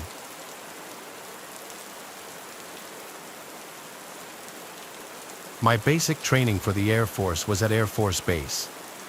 After that, I was sent to Shepherd Air Force Base for technical school. After my graduation, I received orders to McGuire Air Force Base in New Jersey. There, my job was aerospace mechanic. At first, I started on the night duty, unfortunately, so my sleep schedule was basically non-existent. My duties basically were lugging plane parts like anti-ice valves, igniters, ignition exciters, sensors, and more from the warehouse to the flight line. It was, for the most part, boring, repetitive work, especially at night.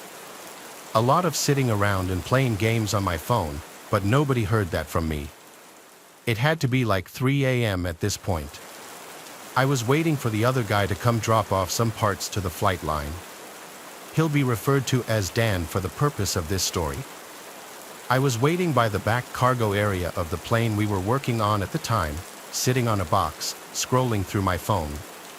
Dan was taking an incredibly long time with his delivery, so I shot him a few texts. When they went unresponded to, I tried calling him a few times. The calls rang 4 times, then went to voicemail. I figured he was either screening his calls, lost his phone, or was just very busy at the moment. I waited and waited and he never showed up. Eventually I got a call from Dan's number. So I picked up, but it wasn't Dan's voice on the other end. It was some random guy. He sounded like a grown man in his 45s. He said he saw I tried calling a few times and said he found this phone on the ground outside of the base. I described what Dan looked like and asked him if he had seen anyone who may have resembled him. He said he had not. It's not like he would have been allowed on the base, so my only option was to drive out there and meet him. I asked him where he was and he gave me the name of a nearby joint where I agreed to meet him. I walked to my car, which was parked in the closest parking lot, and I drove off the base towards the place he told me to meet him. While I was mid-drive, I remembered Dan was sharing his location with me. Long story, but we basically met these 2 girls this one night while off base, who we separated from each other with. We, as a joke, started sharing our locations with each other in case we got quote-unquote murdered, as we kept joking. We joked about it mainly because we met them at a sketchy dive bar, but I'm not about to get into that. The place the man on the phone told me to meet him was called Tony, the closest town to the base. I pulled up the location of Dan's phone, and it checked out. It showed Dan's phone location right next to Tony. This begged the question, what was that man doing there this late at this hour? The place wasn't open, and there were 0 cars on the road. I pulled into the little parking lot and parked. I stepped out and called Dan's phone again. The guy picked up and he spoke in a noticeably lower voice now. I told him I was in the parking lot of the pub, and he said he was as well. He said in almost a whisper, "I'll be right over," and he hung up. It was weirder in the moment than it sounds explaining it. I looked at the location on my phone to see if it was updating, but it seemed the location of Dan's phone was in the small patch of woods about 200 feet long and 200 feet wide. I tried calling again and it went straight to voicemail. I looked around the whole parking lot but didn't see anyone. I was all alone, not even an occasional passing car. I looked to the woods when I heard something over the sound of the crickets, like someone's footsteps, and then I saw a man. It was him. He was standing just behind the tree line between the woods and the parking lot. He called to me, "Are you alone?" The sight of him, only his upper body visible, was freaky as hell. I called back, "No, why?" as I inched my way closer to my car. This was one giant red flag. He called back, "Who are you with?" I didn't answer that. I got in my car and drove back to base. I called my supervisor and told him Dan was missing and someone was hiding in a patch of woods with his phone. My supervisor told me he was with Dan at that moment. He told me to meet them at the small building by the flight line. I met with the 2 and told them once again what I witnessed when tracking his phone. Dan told me what happened while off the base. He was approached by somebody outside of a 24/7 convenience store asking for a ride back to the base. Dan believed that he was actually in the Air Force at first and let him in the car. But as they were driving, the man asked Dan to pull over by the woods so he could pee real quick. Dan obliged for some reason. As Dan was pulled to the side of the road by the same small patch of woods by Tony, he wasn't paying attention for a minute and his door was opened by the man. Without a second to even react, the man was grabbing Dan's arms and squeezing them as he tried to pull him out of the car. Dan said he kicked at the man's groin area until he let go. He dropped his phone and it fell out of the car during the struggle, but as he was free, he drove the car away with the door still open at first. The next thing that happened was he went back to the base to talk with our supervisor. We, of course, called the police and all went to Tony to check if the man was still there. The location of Dan's phone was no longer popping up on the map. It's possible the man destroyed the phone. All we did was file a police report. Some people out there are actually crazy and dangerous. Who knows what he would have done to either of us if he had gotten us in the woods.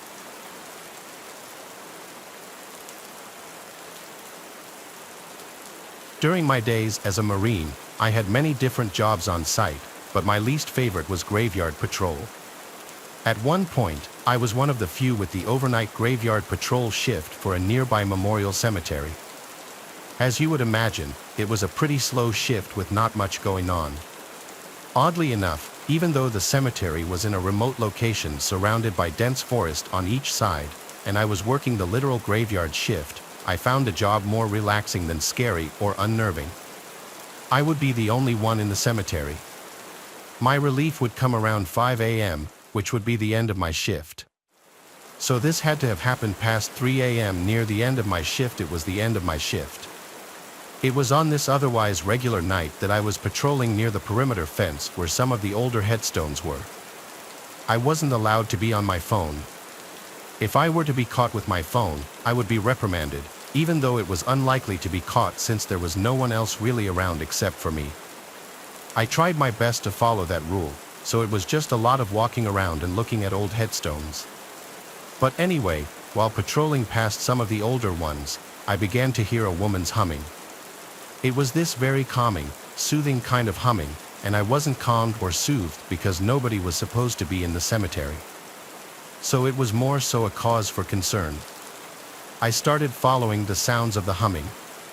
It was coming from behind this intentionally planted line of thick trees with vines and brushes sprouting from the sides of them. Instead of walking around the long wall of trees, I squeezed through the vines and bushes to the other side, cutting myself in the process. As I struggled to make it to the other side, the humming suddenly stopped as quickly as it started. I was left alone to the silence once again, not even the sound of a cricket. I walked closer to the edge of the memorial property by the woods near a few of the big mausoleum-looking structures, and I could distinctly hear some kind of buzzing sound coming from one of them. I stepped up the 3 white steps into the structure. The little door didn't have any kind of locks on it. I'd never been in any of these structures until this point, and I was incorrect in my assumption that they were mausoleums. I still don't know what the purpose of them was, maybe some kind of memorial building for deceased veterans in the cemetery. As I was inside that cold, dark structure, I could actually feel the hairs on my arms begin to stand up as I got goosebumps for reasons I wasn't sure of just yet. That buzzing sound was coming from inside of the structure, but it almost seemed like it was coming from beneath my feet. I looked down to the wood floor, and there were tiny round holes in each plank of wood. They seemed big enough to look through but way too dark down there to see what lay below the floorboards. I had an idea. I positioned my phone on the floorboard just right so that the flashlight would shoot light into the hole in the wood, and I would look through one of the other holes. I lay basically flat on the floor with my head pressed up to the wood, one eye closed. I expected to see nothing at all, but I saw what appeared to be the top of a woman's head. And as if she knew I started looking immediately, she looked up at me through the hole. I only saw her face for maybe half a second before I fell backwards and let out a blood-curdling scream. I sprinted back to the parking lot and called the guy who was supposed to relieve me soon and told him to meet me now. When he showed up, I tried to convince him that I was telling the truth about what I'd seen in that little building. He entertained me by coming with me to it, and I repeated what I did earlier with my phone flashlight. He looked through multiple holes but saw nothing. I had to check for myself, and he was right. It was just some small, empty-looking space underneath the structure. I spent the rest of the shift with him. I left at 4 on the dot. I know he didn't believe me. I wouldn't have believed me either. I'm sure it's a possibility that it was a hallucination as a result of my lack of sleep, but I also believe it's a possibility that I witnessed a spirit or something completely supernatural. I'd heard so many older Marines and veterans tell of supernatural experiences they had while serving.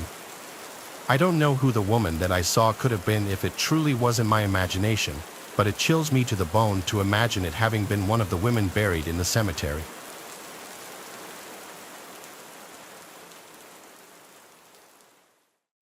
I chose a very poor time to join the army.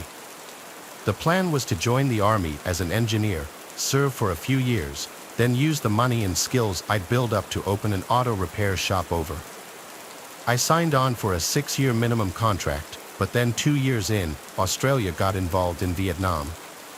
We'd had advisors in before that, working to train up the South Vietnamese, but no one expected it to escalate in such a way. I certainly didn't, anyway. And if it did, I thought being an engineer would keep me out of harm's way, for the most part at least. But oh, how wrong I was. In late 1967, I was summoned to the office of my company commander, and when I arrived in his office, he had a sheet of paper in front of him. He gave me a look over, then asked me if I was indeed just 5 foot 5 inches tall and 70 kilos. I told him yes, that I'd always been short and skinny, but that I'd passed all the relevant army tests as well as meeting all the minimum height and weight requirements. And that's what I thought it was about. You see, I got it into my head that they were trying to kick me out because of my smaller stature. It turns out that quite the opposite was true. The army wanted men of my size very badly indeed, and that's because of a very special kind of job that only we could perform, a job that would earn us the name tunnel rats. Along with about 100 other guys, I was sent back to the Army School of Military Engineering near Sydney, where we underwent a 3-month crash course in what was called tunnel clearance. To counter the threat of air power, the Vietnamese communists had taken to living underground as a means of avoiding detection. It was such an effective technique that our ground forces were forced to come up with a means of flushing them out. We tried everything: grenades, dogs, tear gas. The Yanks even tried flooding them with water at one point. But the only thing we sent down those holes that was really effective were people. And to fit down there, you needed to be short and skinny, just like I was. We crawled through a few replica tunnels the instructors had built, but the meat and potatoes came down to the kind of combat we were told to expect. Most of the fighting in Vietnam was in really dense jungle, and from a lot of the stories I heard, you rarely got a look at the Viet zone during a firefight. But in the case of us tunnel rats, we would be getting up close and personal with the enemy, so close you could touch them, in fact. More often than not, you had no choice but to lay hands on them because the fighting down in those tunnels was quite literally hand-to-hand. You went down into the tunnels with a handgun, a flashlight, and a knife, sometimes a rope to tug on if you needed help, but that's about it. You could use the handgun if you really needed to, but shooting in such a dark and enclosed space could really mess up your eyes and ears, so it was always a last resort kind of thing. The enemy tended to just flee if they knew we were in the tunnels, and we'd post blocking forces to try and cut off their escape. But every so often, you had to get your hands dirty. Ideally, you wanted to sneak up on a bloke, clamp your hand over his mouth, and stab the Jesus out of him before he knew what was happening. That way, you could either keep going or go back to warn the rest of your mates without the enemy knowing you were there. But after a while, the enemy got wise to what we were doing, and they really wanted to take us out of the game. They started building booby traps into the walls of the tunnels, mostly things like tripwire grenades. But some tunnels had false walls or floors where the Viet could hide before plunging a bamboo spear into our bellies. There was even one instance where an American tunnel rat claimed to have found a booby trap consisting entirely of live snakes. The had dug out a little hole in the bottom of one tunnel, then tossed some highly venomous pit vipers in there. There were even mouse or rat droppings dotting the little enclosure where they had clearly been feeding them rodents to keep them alive. They started doing a lot of that sort of thing after the tunnel clearance program really got going, just baiting us sometimes so they could kill our blokes. We heard that a Viet zone got a big-time reward for killing a tunnel rat, and rightly so. It wasn't like you could train any soldier to do the job. The army only had a finite supply of smaller, skinnier soldiers blokes, and the more we lost, the more strain the job put on you. We were also faced with a massive problem when it came to taking casualties. 90% of the time, if the Viets got the better of a tunnel rat, he was a goner. But we couldn't just leave the bodies down there, we had to recover them. The same thing applied if a bloke was wounded, we had to send another man down there to drag them out. This was obviously very dangerous, as the Veets were experts at setting traps and ambushes. So, trying to rescue one guy might result in 2 or 3 other tunnel rats being killed or wounded in the process. And that's how I ended up buying my ticket home in June of 1969. Me and another tunnel rat we called Victor were flown from our base at Nui Dat to a place called Kawachai. We'd be joining the 5th Battalion of the Royal France Regiment for what they were calling Operation Esso, which amounted to a month's worth of mine disposal and tunnel clearance in the area of Kawachai. We worked staggered shifts in teams of 2, and that day was our day, so off we went. The moment we landed, some infantry sergeant ran up to the helicopter and told us we were needed at a tunnel system about 2 kilometers from the landing zone. They had been mapping out the tunnel system for weeks, making a note of all the entrances they could find.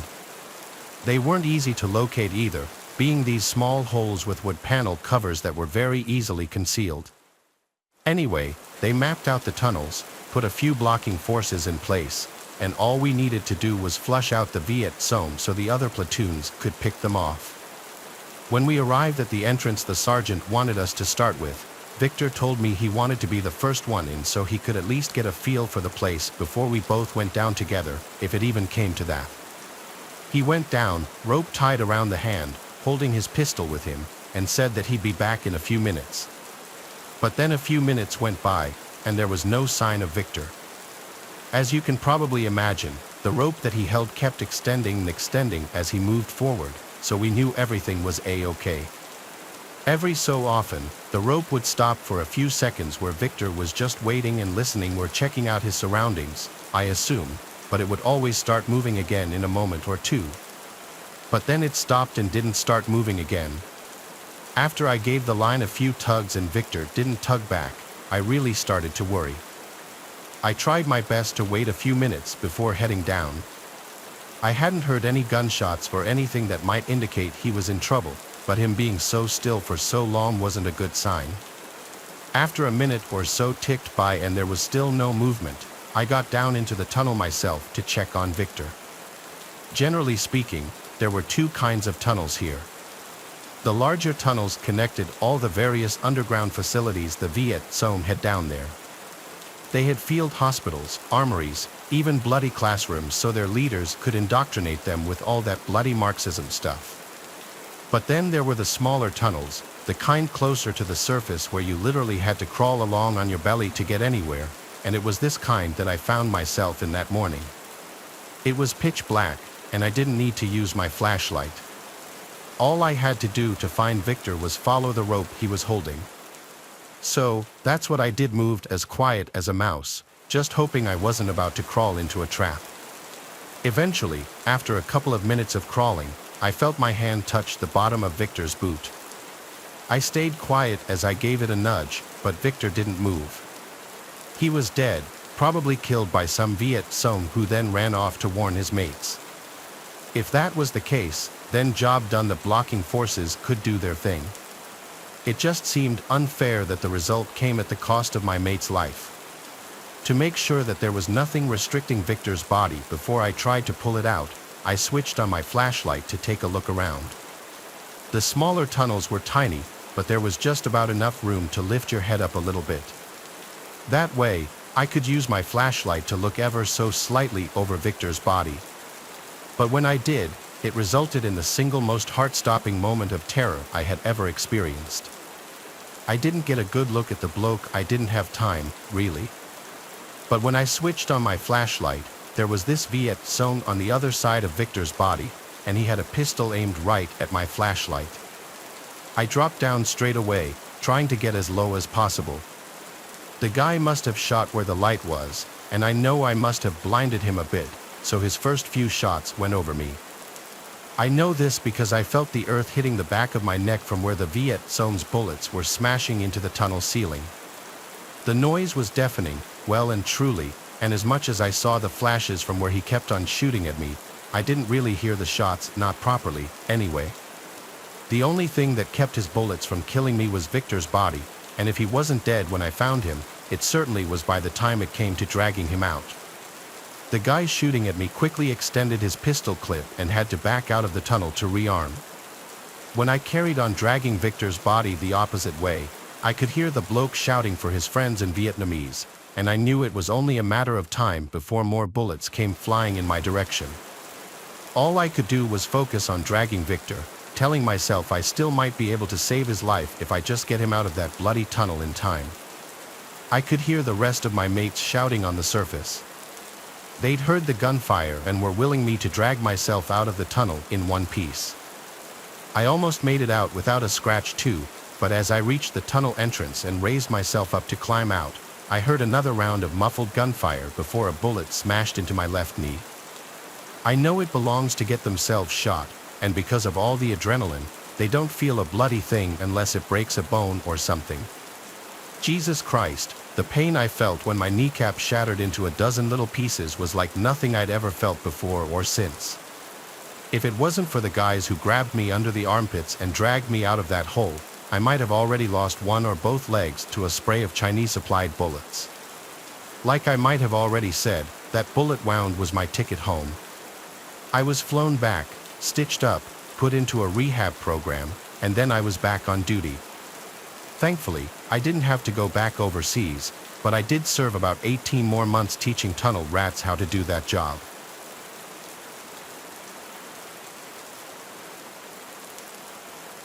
I grew up during the 1960s in a fairly large North English town. It was a nice place to grow up, and I liked it very much. But when I turned 16, my mom and dad told me I needed to start paying rent. Luckily for me, my mom had already gone and sorted me out with a job. The only problem was it was down at the local hairdresser's. It wasn't a bad job, all I did was sweep up hair, and I could have as many biscuits and cups of tea as I wanted. But unfortunately for me, being a boy and working in a ladies' hairdresser's meant that the other kids my age began to spread rumors about me. I'm almost certain you'll be able to guess what those rumors were. For the most part, I didn't give a monkey's bottom what anyone thought about me. Only I did care about one person who thought about me, and her name was Lucy. Lucy was the prettiest girl in my street, and when I realized Lucy might think that I was batting for the other team, I just couldn't have that. So one day, as I was walking home from the hairdresser's, I bumped into Lucy, who was on her way to the corner shop. She asked if I really did work in a ladies' hairdresser's, emphasizing the word ladies for maximum humiliation. When I answered yes, she followed up by asking if I liked working there. This forced me to think on my feet. I told her no, I didn't like working in the hairdresser's, and I was actually on my way to join the army the very next morning. Lucy seemed awfully impressed by this, which was fantastic in the short term, but I was also faced with the long-term problem of having to actually apply to keep my word. So that's how I joined the army, to impress a girl, assuming I could just leave if I didn't take to it. Only I did take to it. Soldiering was bloody hard work, but I loved it, and I don't think I can really explain why outside of reeling off the usual cliches. But they're true. You make the best friends you ever have in your life, then you blow things up with them. As a teenage boy, what's not to love? I kept in touch with Lucy for a while after I was sent to live on base, but after a while, her life moved on, and mine moved on too. Lucy moved on to some fancy university down in London, whereas I moved on to North Ireland. In the late summer of 1970, myself and the rest of Lancashire regiments for battalion were sent to Belfast, North Ireland's heavily divided capital city. For those that don't know, the mostly Catholic IRA were at the throats of rival Protestant paramilitaries, and the mistrust among civilians in both communities led to a very volatile kind of segregation. They didn't want to live together, but they also couldn't stop fighting. Our mission was to keep the two warring parties separate. But as time went on, we increasingly sided with Protestant paramilitaries since their loyalties lay with the UK. The whole thing was a bloody great mess that never should have happened in the first place, but we got sent there, so we all just tried to make the best of it, don't get shot, come home in one piece, and really, nothing else mattered. We were billeted in a place called barracks, which was right next to prison. We used to joke about not being able to tell the difference between the two and how the food in Kremlin was probably better than the stuff we were getting. There was also very little for us to do with the barracks. It was great if you liked table football, pool, or reading, but anyone with a pulse was itching to get into Belfast city centre whenever weekend passes were handed out. Mainly so we could go down to the local pubs to relieve the stress of living and working in a bloody war zone. Only, this war zone was unlike any other British forces had ever operated in. The older blokes in our company had served in places like Aden or Malaya, big open deserts or thick jungles where you could use all your core soldiering skills. But there we were, operating in an actual city full of innocent people, and even more jarring was the fact that it was a city within our own national borders. Before I left, my mom and dad were telling me to look after myself and all this other stuff like I was headed halfway around the world. I remember telling them something like, "I'll be fine. We're not even leaving the bloody country." Looking back on it, I can't believe I was so bloody naive because although we were only across the Irish Sea and still technically in British territory, serving in Northern Ireland felt like we were a very long way from home. That kind of stress had younger lads like me longing for the comfort of the familiar, and to an Englishman, nothing is more familiar or more comforting than a good pub. I'm sure this is news to no one, but the Irish quite enjoy a little tipple, so the Corn Market area of the city centre had one on almost every corner. They were magnificent places too, some of them almost 100 years old with intricate stained glass panels behind the bar. There were some good pubs back home, don't get me wrong, but the Irish took things up a gear when it came to proper community pubs. All you had to do was find one with a "Soldiers Welcome" sign, and you were in for a ruddy good evening. I used to visit this one place quite regularly during my first tour, and I got to know the landlady and the regulars quite well. But the real reason I used to frequent this particular pub so much, when there were definitely places to get a better pint of beer, was the pretty ginger girl who used to come in and talk to the soldiers sometimes. I heard her name was Jenny, but I was far too shy to try and talk to her. Instead, I just kept on darkening the pub doors, even if I had to go alone, until she finally came over to chat with me. She was a few years older than I was, in her early 20s when I was still 18, but she was really easy to talk to. After a few hours of chatting, she gave me her phone number and told me to give her a call whenever I intended to visit the pub. I ended up doing just that at one point and invited her to join myself and a few of the lads in my section for a few drinks. That's when she told me that, as much as she appreciated the invite, she'd rather see me alone. It was subtle, but I got the hint and I just about skipped back to my billets after arranging to meet her another time. I had to wait a whole 2 weeks to be issued another weekend pass, but the moment I did, I telephoned Jenny. It was really nerve-wracking having her dad answer the phone, but when he realized I was the soldier she mentioned, cue the butterflies in my stomach, he grew very friendly and then handed the call over to her. We chatted for a few minutes, then I told her that I was finally free to meet alone. She sounded very excited, and her enthusiasm was very infectious. But after we arranged a date and time and I hung up the phone, something just didn't sit right with me. Jenny had mentioned living alone in a flat above a shop, so why did her dad answer the phone? She later told me that he'd been visiting at the time I called and had to answer the phone because Jenny was busy making their tea. It was a reasonable explanation, but it wasn't strictly necessary. I was so excited to see her for a date, as my kids would call it, that I didn't stop to consider that something might have been off. I didn't tell a soul about the meeting either. I didn't want anything to ruin my chances with Jenny, and as silly as that seems looking back on it, you might have noticed my habit of making silly decisions in the pursuit of romance. So, on the evening in question, I met up with her and we had a lovely time. When it came to about 9 o'clock, I offered to walk her back to her flat. It was only around the corner, so it wasn't like it was far, but when we got outside, she asked if I wanted to come inside to have another drink or two. It was like all my birthdays had come at once, and I'd never felt so high in all my young life. I remember trying to keep cool as I said yes, but I know I betrayed how thrilled I actually was. We went upstairs, had a few drinks, and then, when the right moment came, I moved in for my first ever kiss. I won't bore you with all the gory details, but we ended up taking things to our bedroom, where more and more of our clothes came off until there was very little else to strip. Then, right before I thought the fireworks were about to commence, Jenny told me that she had to pop to the loo, then disappeared from the room to do God only knows what. I waited there for a few minutes, and the door opened just a crack. I heard Jenny tell me to close my eyes. I must have had the biggest grin on my face as I did so, assuming that I was going to be opening them to the sight of her standing in front of me, maybe even wearing some kind of racy lingerie or something. But as the seconds ticked by, I didn't hear a thing. No opening of the door, no footsteps on the carpet, no cheeky Belfast brogue telling me to open my eyes. Nothing but silence. Finally, I heard the door open, but instead of the gentle padding of bare female feet, the footsteps were much, much heavier.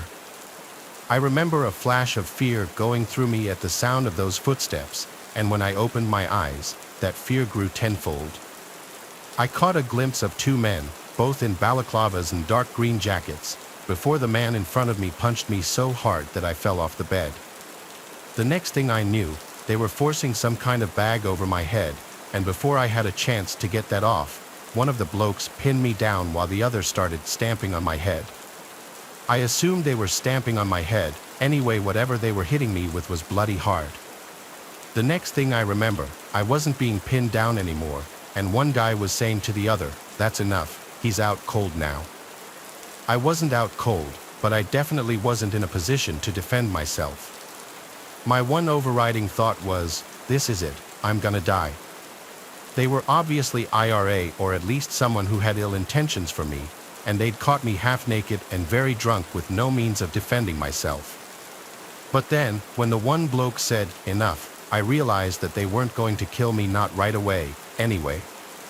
I have no idea what kind of hell they intended to put me through, but they still needed to get me from A to B first, and that gave me a chance to escape. At first, I stayed lying on the carpet on the side of the bed because I was physically and mentally in shock. As the IRA men started talking back and forth with each other, I listened in and played dead, so to speak. Instead of keeping me prisoner in the flat, the men planned to move me to some other location.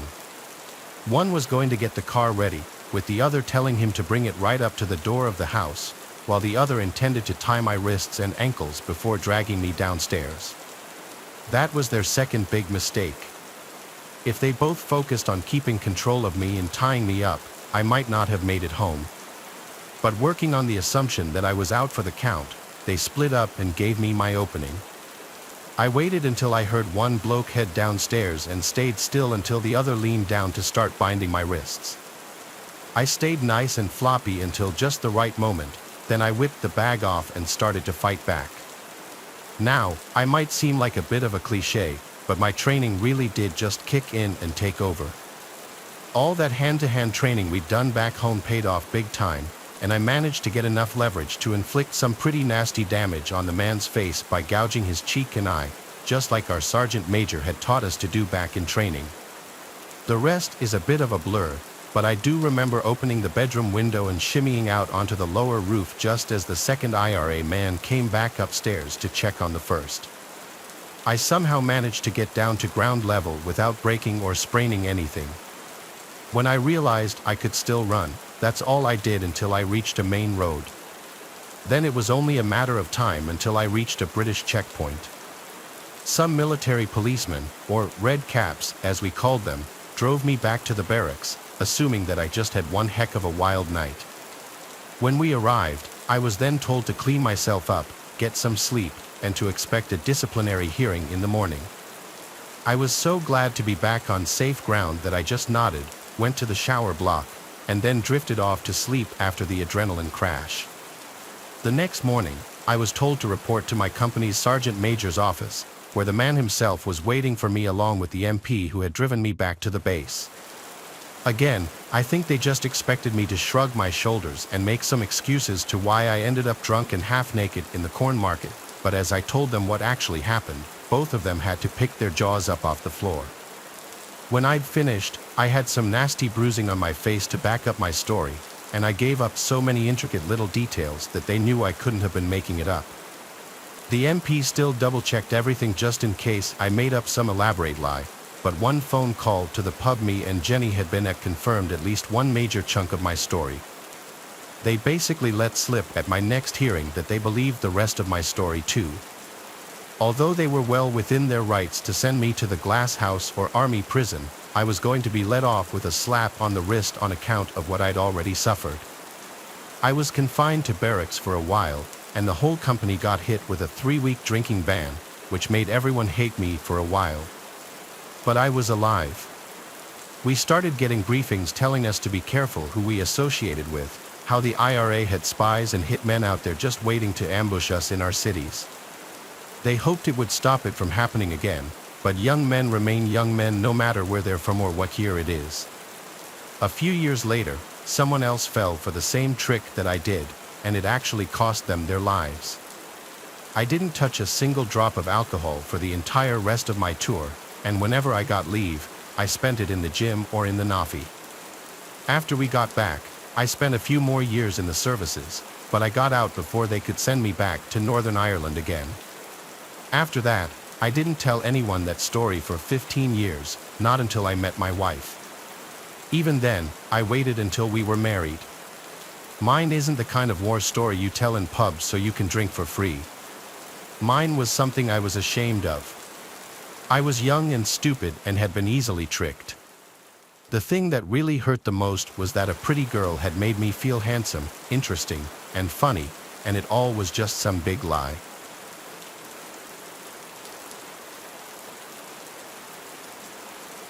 That was near the end of my first tour of Iraq, from November 2006 to August 2007. It was July. We were RVing with Iraqi police, with the majority of our platoon sitting idle in the surrounding area on our M1151S. In the distance, we heard a few shots of small arms fire, which our second lieutenant wanted to investigate. I was the driver to the second squad leader in Spartan 2, and we generally took the lead with us. Our platoon, which was undermanned with 2 squads instead of 3 or 4, rolled out with 2 additional Iraqi army trucks and 2 Iraqi police trucks towards the suspicious gunfire outside the main village. There was a cluster of buildings, like a mini village, with one dirt and gravel road about half a mile long, with a drainage ditch on the left and a canal on the right. This is where leadership failed on a few counts. First, air drone recon was called and responding, yet we did not wait for recon to proceed. Second, dirt and gravel roads are avoided as much as possible because of the ease with which IEDs can be placed and hidden. Third, a secondary road was located but had clearly been intentionally blocked, making the main road suspicious and even more dangerous. Lastly, upon proceeding down the road, the Iraqi police escort claimed that we were going into an Al-Qaeda stronghold and promptly abandoned the convoy, which was ultimately ignored by the 2LT. An Iraqi army Humvee took point next to my truck, and another Iraqi truck with the remaining 7 U.S. trucks proceeded down this road. Roughly halfway down, the lead truck stopped for some reason without radio contact. We had no idea why until I moved to the side a bit and saw a ditch across the road blocking safe passage forward. My squad leader got out to get some word with the Iraqis ahead and immediately jumped back in his seat. At that same moment, we came under small arms fire. He jumped back in, yelling about being shot at. Outside my driver's window, I saw 3 men pop up from tall grass about 50 meters directly beside my truck, firing AKs. My gunner called out a bongo truck to the frontier the village with a mounted dushka, which is like a huge Russian version of a .50 cal. This was a typical L-shaped ambush, and I was front and center. No way forward, left, right, nor hasty retreat. Taking small arms and now heavy machine gun fire, my gunner engaged the bongo truck, and I could see the M240 turret kicking up dust around the 3 engaged on my left. I just sat there, unable to defend myself. Then came a bang, a flash of fire and smoke. I thought it was an IED. I felt a pinch on my left cheek and touched it, drawing back a heavily bloody glove. I slapped it back on and applied pressure, training kicking in immediately. I called out to the squad leader, "I'm bleeding," while I wondered if I was dying since I felt no pain. Unbeknownst to me, the time the fire suppression system had activated, the heavy gas made her voice sound super low, like the opposite of helium. It was like a movie betrayal in slow motion, and my senses were all messed up. I had enough of sitting there in the kill zone and started to reverse. The Iraqi truck behind me didn't get the hint until I rammed him about 2 or 3 times. Finally, we began to back slowly away, which isn't easy on a narrow road with one hand on the wheel, with only a single side mirror. No backup mirror, and the passenger side mirror was blocked from view. At some point, the medic had run up to my truck from about 3 back to jump in mine under fire. We managed to move the convoy far back enough that my squad leader could drive and the medic could tend to me. We eventually moved off the road and headed back to base while I sent up my own 9-line media on the Blue Force tracker. After being seen by medics and being flown by Blackhawk to Ballot Medical, I learned that I wasn't hit by an IED. The Dushka had penetrated the armor of my truck above the windshield, ricocheting off the roll bar beside my head, and finally breaking apart, spraying shrapnel across my face. A few inches and I could have had a stump where my head was. The PTSD is an SOB still to this day, and the VA says I'll most likely never be free of it.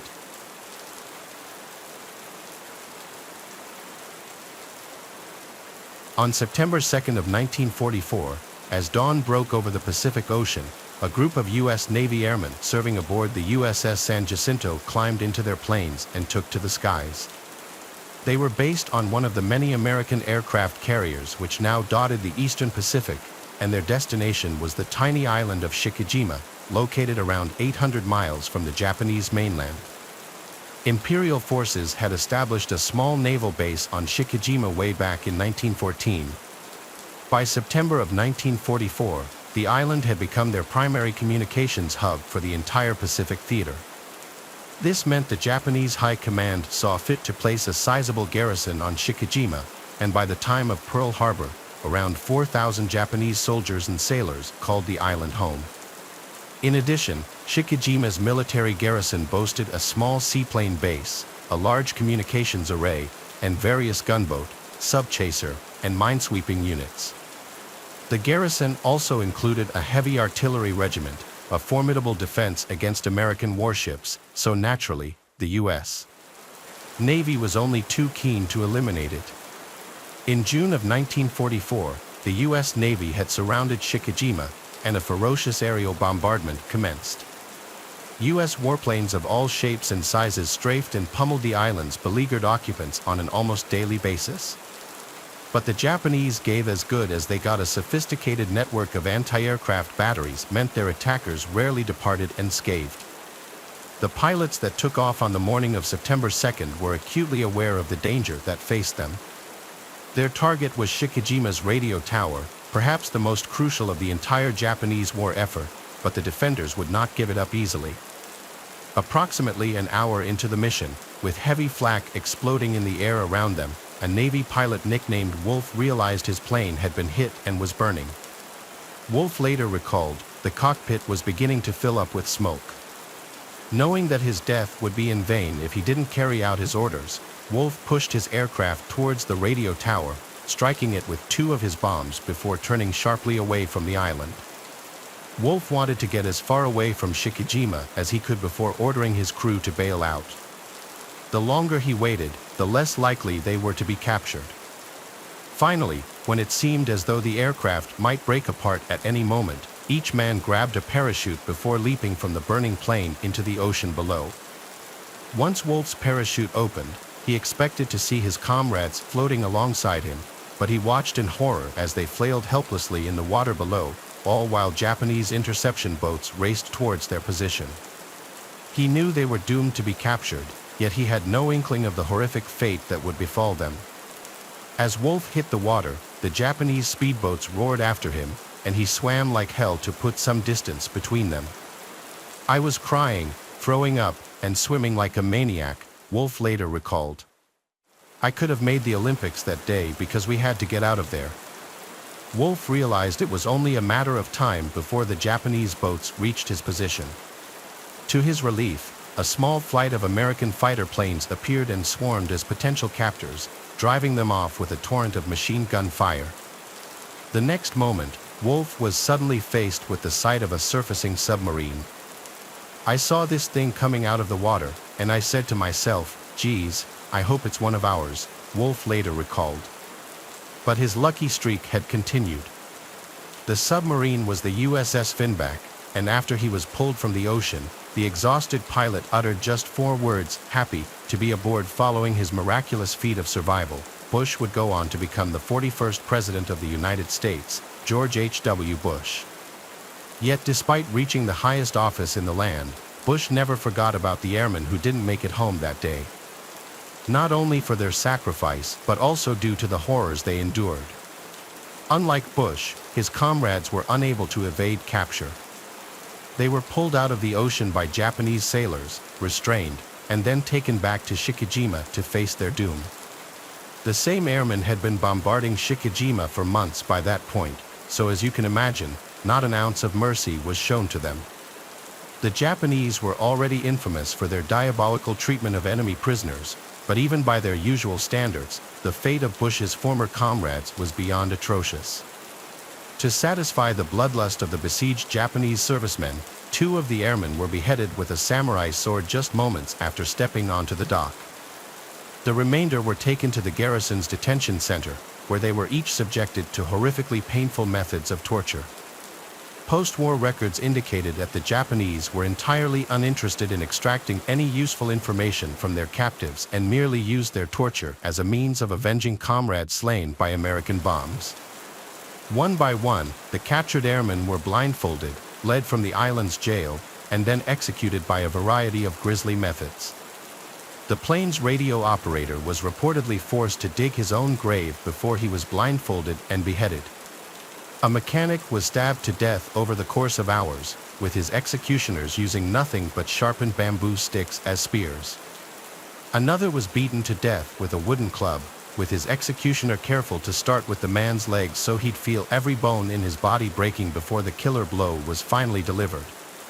What occurred that day is almost too terrifying to conceive, but the truth was, the horror had only just begun.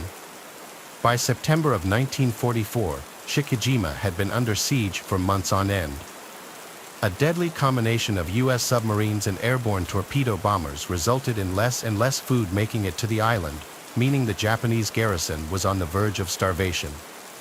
Once all the American prisoners had been executed, an aide to the island's commanding officer approached him with a suggestion. He explained that there was a way of conserving the energy required to bury the prisoners' corpses while also recycling them to extend the garrison's food supply. The situation was by no means ideal, but was also an extremely desperate one. So, in a decision that was as methodical as it was cold, General Yoshio Tachibana ordered his men to commit cannibalism. The men of Shikijima's garrison were hardened veterans, each willing to obey any order given to them in service of their divine emperor. But when ordered to butcher, cook, and consume the corpses of their American prisoners, even the most fanatical of Japanese soldiers found themselves hesitating to comply. To persuade them, General Tachibana was forced to give a speech in which he urged them to show a fighting spirit. Once it became clear that no other supplies would be reaching the island, the garrison surgeons began the grisly task of dissecting the prisoners. Over the course of the following few hours, Japanese combat surgeons removed the liver and thigh muscles of the soldiers, which were then cooked and presented to the garrison's officers with a side of vegetables and soy sauce.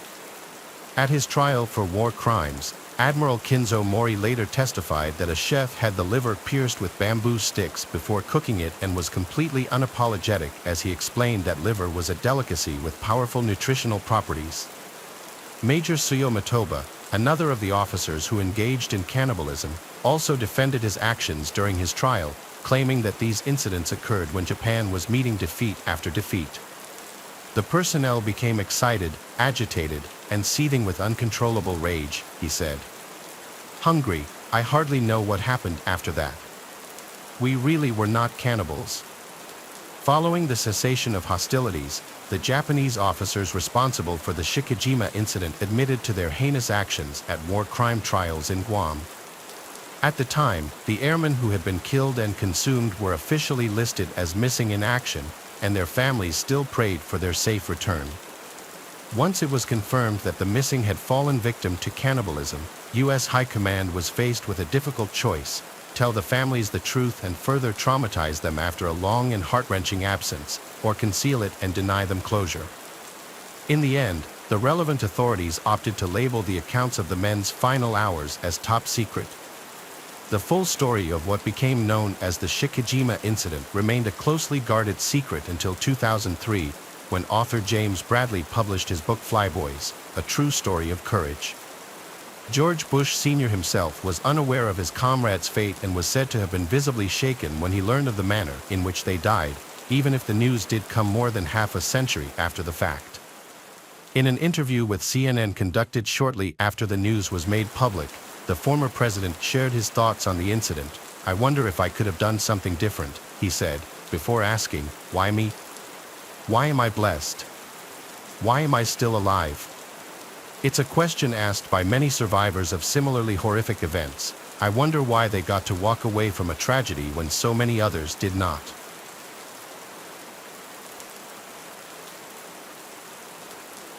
This particular story took place when I was in the Air Force and stationed in Louisiana.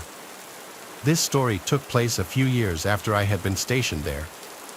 I first arrived at this base in 2005, and upon my arrival, I, along with many other new troops, were greeted with many different stories of horror. There were stories about a man in a top hat who walked a dark, long, and narrow dirt road on the outskirts of a storage facility area. There was another story about a crazy man who was hit by a patrol car and ran off into the woods next to the same place. But my story relates to a separate story that was told to me. It was my second night on shift, as I recall. I was posted with an airman who had been there for several years. He gave a rundown about some little girl who had been visiting her father when the storage area we were working in was being constructed, which was well before any of our time. The story went that the little girl was playing on some of the structures while her father was working but had fallen to her death by slipping off the edge at the top of the structure itself. Most of the story didn't make sense to me at the time, but regardless of the facts, it still scared the out of me. To make matters worse, the airman had taken me to the exact place where the supposed story took place. He would shut off the engine and turn off the music as we just sat there in silence. He startled me a few times, but nothing ever happened. Now skip forward about 3 years. I was scheduled to work that particular spot of the base this night. Keep in mind that I'd been visiting this spot for years now, but at this point, the storage area had been completely closed down except for a few minor areas, which required us to do physical drive-throughs and checks of this area. The shift itself started out rather shitty. Me and my Steven partner had been given a cattle truck to do this patrol, as our normal vehicle was in the shop for maintenance. Yeah, I'm not kidding, a cattle truck. I know this part doesn't seem very important to the story at the moment, but it will tie into the story eventually. So to save on time, let's skip forward a few hours. We were scheduled to do 3 random checks of the storage facility that night, and we had already completed 2 of the 3 prior without any issues. So, come about 4 o'clock in the morning, we decided to do our last check. Seeing as all the main maintenance guys had gone home for the night in this area, the only way to access the area was with 2 very large separate gates, which took forever to open. We piled in, locked the gates behind us, and continued on our way. Steven was driving during this check, and I was the spotter who used the flashlight to check the lock on each structure. An important detail that I left out, which may be necessary here, is that the story of the little girl had taken place on a road within the storage area, which we called Echo Street. By this point, everything was fine, and we had finished our rounds. Steven made the final turn down Echo Street. We had both been pretty talkative during most of the night, and we were just shooting when I got an uneasy feeling. Something felt different, but I couldn't make out what it was. We were about halfway down the road when things became almost completely and frighteningly silent. Even the rumble of our cattle truck and the faint noise of the radio playing seemed to become less audible as we approached the structure from my previous story. And I must stress at this point that even telling or typing this part still brings a chill down my spine and makes my eyes tear up in fear. But as we approached the structure itself, I turned my head to the outside of the window opposite the structure, and out of my left ear, I heard a sound that nearly caused me to piss myself. It was the sound of a person groaning or moaning in distress, sort of like the moan of the girl from The Grudge. Yes, I'm very serious. The faint, creepy moan began to ring inside the cab of the truck between the two of us, in between the dark emptiness of the middle seat. I felt my blood turn cold, and I quickly turned to Steven and yelled, "Dude, cut that out." Steven turned to me with a confused look on his face. At this point, he began to take his foot off the accelerator and asked, "Am I going too fast?" I remained silent for a moment, with my hand in a pausing gesture, and I listened. I heard the noise again. My partner interrupted and asked, "What's wrong?" I quickly turned the music off without saying anything at first, and then I whispered to him, "Do you hear that?" He stopped the truck in confusion and listened closely. It was almost dead silent for a second or two when we both heard at this time that long, chilling groan of a woman. It echoed in my ears. It sounded like someone was struggling to breathe and taking in a giant breath of air while someone was trying to strangle them. The sound was beyond terrifying, and the fact that I wasn't the only one hearing it only made it more of a horrifying experience. I found myself beginning to ask him my original question again, but he quickly interrupted and said with a strong sound of fear in his voice, "What the is that?" We stupidly waited to see if we could hear it again. The rumble of the gates on the back of the truck was easily heard and recognized as they made a sort of metal-on-metal clatter, and the diesel engine had that typical rumble as well. But in between both the noises, we heard it again for the final time, that groan. It sounded even louder, but this time it sounded like it was coming from both inside and outside of the truck, like we were being surrounded by whatever was making that noise of distress. Without even making a peep, Steven put the truck in drive, and he hauled our asses off that street quicker than I have ever gone on any other street, and that entire base veered us off the road to speed back. He nearly flipped the truck going around a curve, but it didn't bother us one bit. We were both in an unspoken agreement that we wanted to get out of there quickly. We got to the two gates again, and I hopped out of the truck as fast as I could. Steven watched my back as I quickly opened both gates. He jumped back into the driver's seat, sped out, and waited for me to close both gates as well. Once we completed that task, we quickly returned to the main part of the base, and we requested to meet with our flight chief to tell him what had happened. When we finally met up with him, we expected him to think that we were both full of it or that we had just imagined the entire thing, being as it was so late into our 12-hour shift and we were both tired. But I clearly remember him saying to both of us, "I completely believe you." As a matter of fact, I had something like that happen to me twice, once in that same place and the other in that building behind you, as he pointed at our jailhouse. Again, I know that sounds completely cliché with that grudge-like moan we had heard, but it honestly happened, and it still brings those tears of fright into my eyes every time I tell it. I went back to that storage area only once after that, but I never went down that road again, and I never went after dark.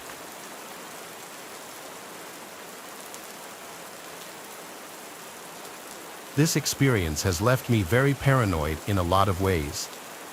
It was the late hours of the night. I could feel the thud of my heartbeat inside my chest as our armored vehicle veered off the gravel road, plowing through the dense underbrush.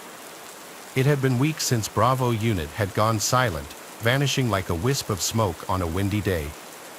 The distress call had crackled through our comms earlier, an unexpected sign of life from our long-missing comrades. But what haunted me more than their sudden re-emergence was the content of their message, a cryptic string of numbers repeating endlessly. "Sergeant Robert, are you sure this is the place?" I asked over the static hiss of the radio, cutting through the silence that had settled over our squad. "That's what command confirmed." "Get ready," Robert replied as our vehicle came to a halt. The dense fog seemed to get worse as we disembarked into the unknown, the silence of the abandoned base growing increasingly unsettling. Buildings stood like hollowed-out husks with windows shattered, doors ajar, a living town not even a few weeks ago, now just a ghost town. Robert ordered us in a whisper to stay sharp as we moved forward, our boots crunching on broken glass and debris. Signs of a struggle were everywhere, overturned furniture, bloodied rags, and scattered ammunition littered the ground, painting a picture of the chaos that had taken place here recently. The base, once a bustling hub of military activity, was eerily silent now except for our own shallow breaths and the distant echoing cry of the numbers broadcast. As we neared the command center, the transmission grew louder, a constant chant that seemed to bore into my mind, its meaning as elusive as the shadows in the fog surrounding us. Entering the command center, we found it abandoned, the air stale, the only light coming from the blinking consoles. The radio speakers crackling with static repeated the sequence over and over in a monotone voice, 58247, 5824. Corporal Titus, what does it mean? I saw her eyes wide as she scanned the room. Commander Donald might have known, Robert said. Commander Donald was the name of the unit's leader who had vanished along with his team. We continued our search through the desolate base, hoping to find a clue, a survivor, anything. But it was the laboratory that changed everything. The door was ajar, hanging off its hinges as if forced open. Inside, the air was thick with the scent of decay and chemicals. Shattered vials and overturned equipment were signs of activity halted abruptly. Then we saw them, bodies, members of Bravo unit, or what was left of them, sprawled across the floor, their faces contorted in expressions of terror. It was a massacre, but the cause was unclear. No bullet wounds, no signs of struggle on their remains. Then Titus gestured toward a corner of the room. There, amidst the pile of research notes and hastily abandoned experiments, lay the body of Commander Donald. Clutched in his stiff, lifeless hand was a notepad, the numbers 58247 scrawled across it in shaky handwriting, followed by a single chilling sentence, "They're coming for us." The revelation struck us like a physical blow, the implications of his words spiraling into a million questions with no answers. Who was coming for them? Was this distress call not a beacon of hope but a warning? It was then that the reality situation descended upon us, the isolation, the eerie silence broken only by that relentless strain of numbers. We were not the rescuers, we were the next victims. Panic set in as the base seemed to close in on us. The fog outside felt like it was thickening. Our only choice was to flee. We ran, stumbling through the fog, guided by the distant light of our vehicle. The numbers continued to echo in my mind, a chant that seemed to follow us, whispering through the fog. Just as the vehicle came into view, a shadow emerged from the mist. A chill colder than death itself crawled up my spine as the strange man, cloaked in shadow, moved towards us. "We need to go now," Robert's shout snapped me back to reality, the urgency in his voice mirroring a primal fear within me. Our training had prepared us for many different types of enemies, but we had no idea what we were dealing with here. We scrambled into the vehicle. Titus's hands were shaking as she manned the communications with obvious fear and shaking in her voice. "This is Stephen Unit calling command. Mayday, Mayday. We need immediate extraction from Zone Bravo. Do you copy? Over." The radio crackled, the numbers interrupting her plea for help, 58247. I couldn't shake the feeling that those numbers held some kind of meaning to what we had stumbled into. As the base faded into the distance, swallowed by the fog, so too did the person who emerged from the shadows. Yet the terror it inspired lingered. As we raced toward an uncertain future, Robert broke the silence and said, "We can't let this end here. We need to find out what those numbers mean and what happened to Bravo Unit." I wanted nothing more than to find these things out as well. I felt like we owed it to them, thinking of the twisted, lifeless bodies we'd left behind. As the first light of dawn began to pierce the darkness, I felt a grim determination settle over me. We had survived the night, but the real battle felt like it was just beginning.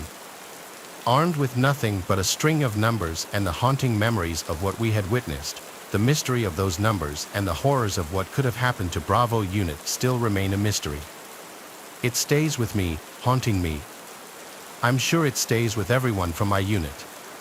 The horrors at that base were just a chapter in a story far greater and more terrifying than any of us could have imagined.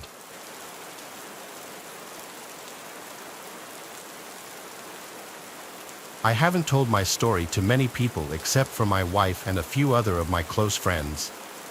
It happened while I was stationed in the Army as a radio operator during the Vietnam War, and I haven't forgotten it to this day. I was a young recruit, freshly drafted out of high school, and I didn't know much about the war. I had no idea what I was getting into or what it was all for, but what I did know was that I had a duty to my fellow servicemen.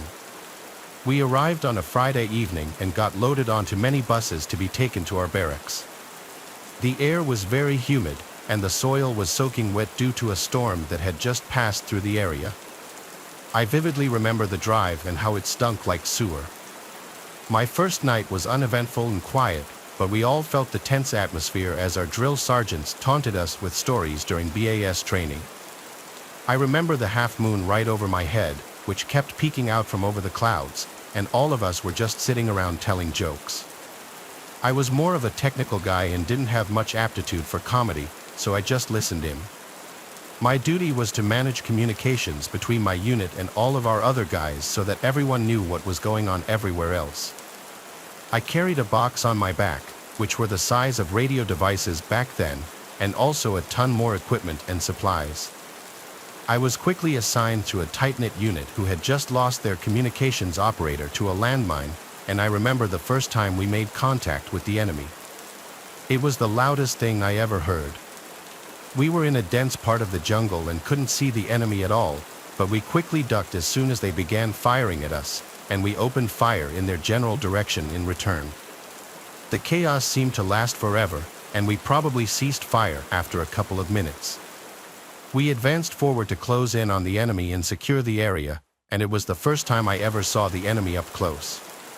There they were, 3 dead Viet Cong soldiers laying in a pool of their own blood. I couldn't believe that I was looking at 3 human beings that were alive just moments ago, young guys who maybe had sisters or brothers and parents. They were probably just chilling around moments before we arrived, and here we are moments later looking at their motionless bodies. But I must say that I felt justified because they were the enemy, and they would have been standing over our dead bodies instead. A few days later, we got assigned to a different location which saw heavier casualties and needed more support. I grew accustomed to the violence and saw many of our young men die painfully. One day, I was told by my NCO that someone wanted to speak with me. I was greeted by an older man in his late 50s who looked totally out of place. His demeanor was calculated and predictive, and even my commanding officer seemed to have turned into a yes man in front of him. He introduced himself as RCK Henry, an intelligence officer stationed nearby, and said that I was going to be assigned to him as an RTO for his unit. I liked my unit and wanted to stay with them, but orders are orders, and I had no choice.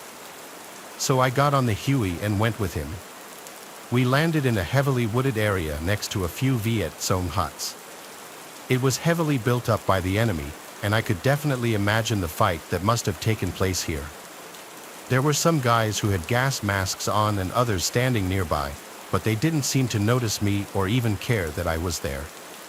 It was a very strange atmosphere that didn't feel quite right. These guys didn't act like normal soldiers and definitely didn't have the look of fear in their eyes as most of us did. I even tried to talk with some of them, but all I got was a strange, emotionless glare like they were infected with something. Whatever it was, they all had it, and it made me feel very uneasy. Officer Henry and I entered one of the smaller huts, and I was told to stay put until someone would come and get me. I should have just stayed there and waited, but I was too curious and apprehensive to relax, so I made my way out towards the main tent and took a peek inside.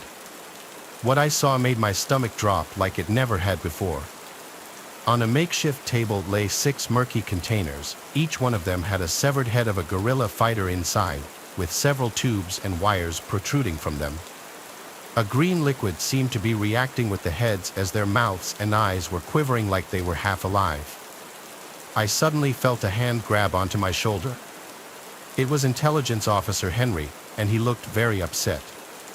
I meekly asked what they were doing inside there, but he angrily said that I should not have gone in there and sent me back to my hut. We must have been attacked or something, because I woke up a day later in triage with several broken ribs and a fractured collarbone with no memory of anything that happened right after that. I never saw Officer Frederick Henry or those soldiers ever again during my time, if that was even his real name, and I often wonder what those guys were doing back there. Maybe they were trying to gather intelligence from dead enemy soldiers or something. Either way, it was a strange experience that I'll never forget.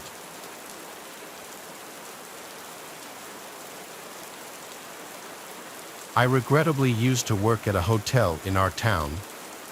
Our town had gotten hit by a hurricane a few months back, and a lot of houses were badly damaged, so many people vacated the place. The hotel is about a 15-minute walk from my house. The town and hotel name I'll leave out of this, as I really just don't want anything traced back to me. The hotel was a very standard bed and breakfast type place, you know, where they serve wet scrambled eggs, frozen sausages, and assorted cereals. The hotel had a busy month after the hurricane, as some people were out of their houses due to damages. But after a while, things quieted down, if anything, quieter than before the hurricane. I always worked nights from 6 p.m. to 2 a.m. Then someone would relieve me at 2 a.m., and they'd work till 10 o'clock or 11 a.m. I could always see how many people were checked into the hotel, and at the time, it was only maybe 9 rooms, which wasn't a lot at all. I could go the whole night sometimes without seeing anyone. There was a back break room for employees with a coffee machine, fridge, table, and a couple of sofa-type chairs. The employee bathroom was also back there. At night, I spent most of my time back there. There was a bell at the front desk that people would ring if they needed anything. I was in the back when I heard a deep voice from the lobby saying, "Hello," repeatedly. I got up and went through the door leading to behind the counter and saw a man on the other side of the glass. There was a glass barrier with an opening underneath about 10 inches high. He said he needed towels. I grabbed him a couple of extra towels and slid them under the glass for him. He grabbed them rather aggressively, shot me this weird look, then walked to the room's hallway.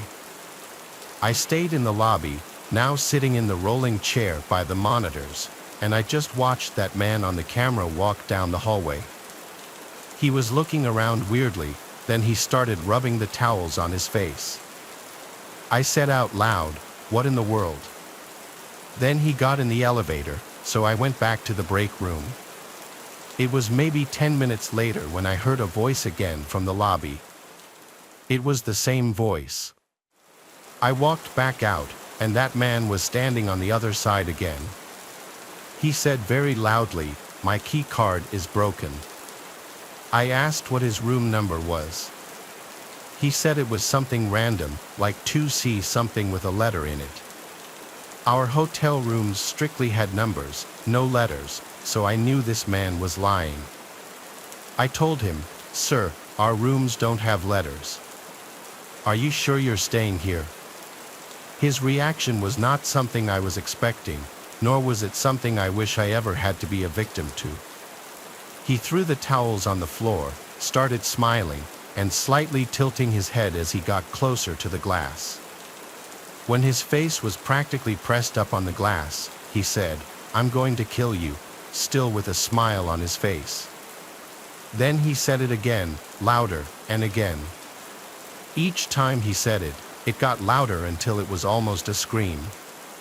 I screamed back at him, "I'm calling the police," and I did. I picked up the phone and showed him as I dialed 911. He kept his disturbing smile as he now started mocking me, calling the police. As I spoke to the dispatcher on the phone, explaining very loudly what was happening in front of my face. The sick man laughed and headed for the door in a slow walk. I told the dispatcher he was leaving, and when he was gone through the doors and out of sight, I said he was gone. She asked me if I still wanted an officer to show up, and I said no, it's all right. So the next couple of hours of my shift went slow. I decided for obvious reasons to hang around in the lobby now instead of the break room. There was one guest who checked in during this time.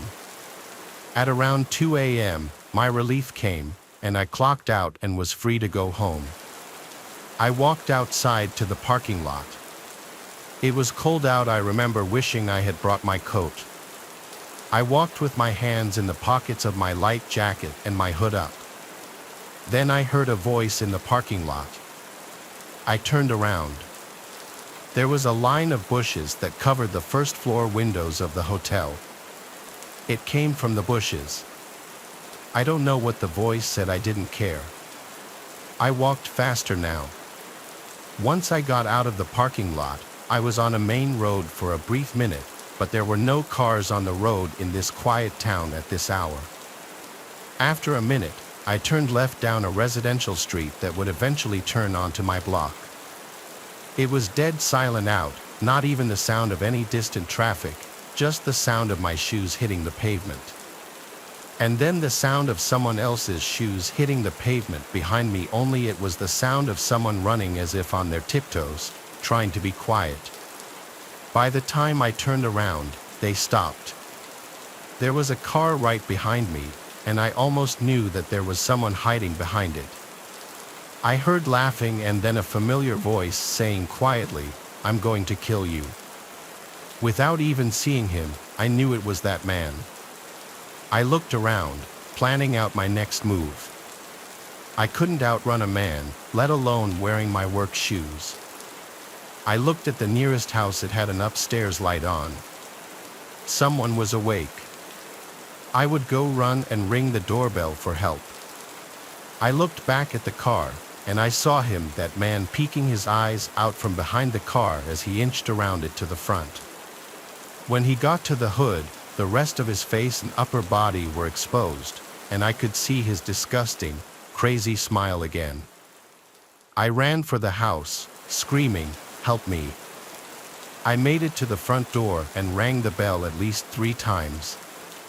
That's when the man grabbed me and started choking me, whispering in my ear, "Die." In that moment, I thought my life was flashing before my eyes. Then an angel in the form of a man opened the front door to the house and screamed, "Hey," at the man choking me. The man's grip was released from my neck, and I fell to the floor. I never turned to watch the man run away, but the man from the house helped me up and brought me inside. He gave me water and called the police for me, and I explained the whole story to the police. They collected the CCTV footage of the man from the hotel and put feelers out to track him. I was called into the police station when they did a lineup of people who looked similar to the man on the CCTV footage, and I was asked to point out which man I thought was him. I looked at all 5 of them for like 5 minutes, and I ultimately said it wasn't any of them. I don't know if the pressure and nerves got to me, but in the moment, I truly didn't recognize him to be in that lineup. I hope to this day I didn't make a mistake and let that man roam free.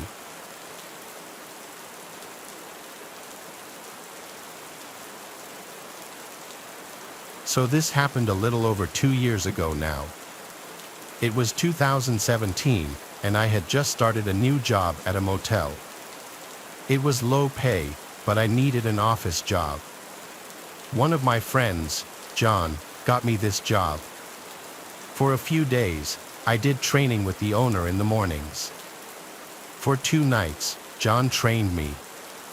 Our job was the 10 p.m. to 6 a.m. shift, nothing exciting, just checking guests in and doing paperwork.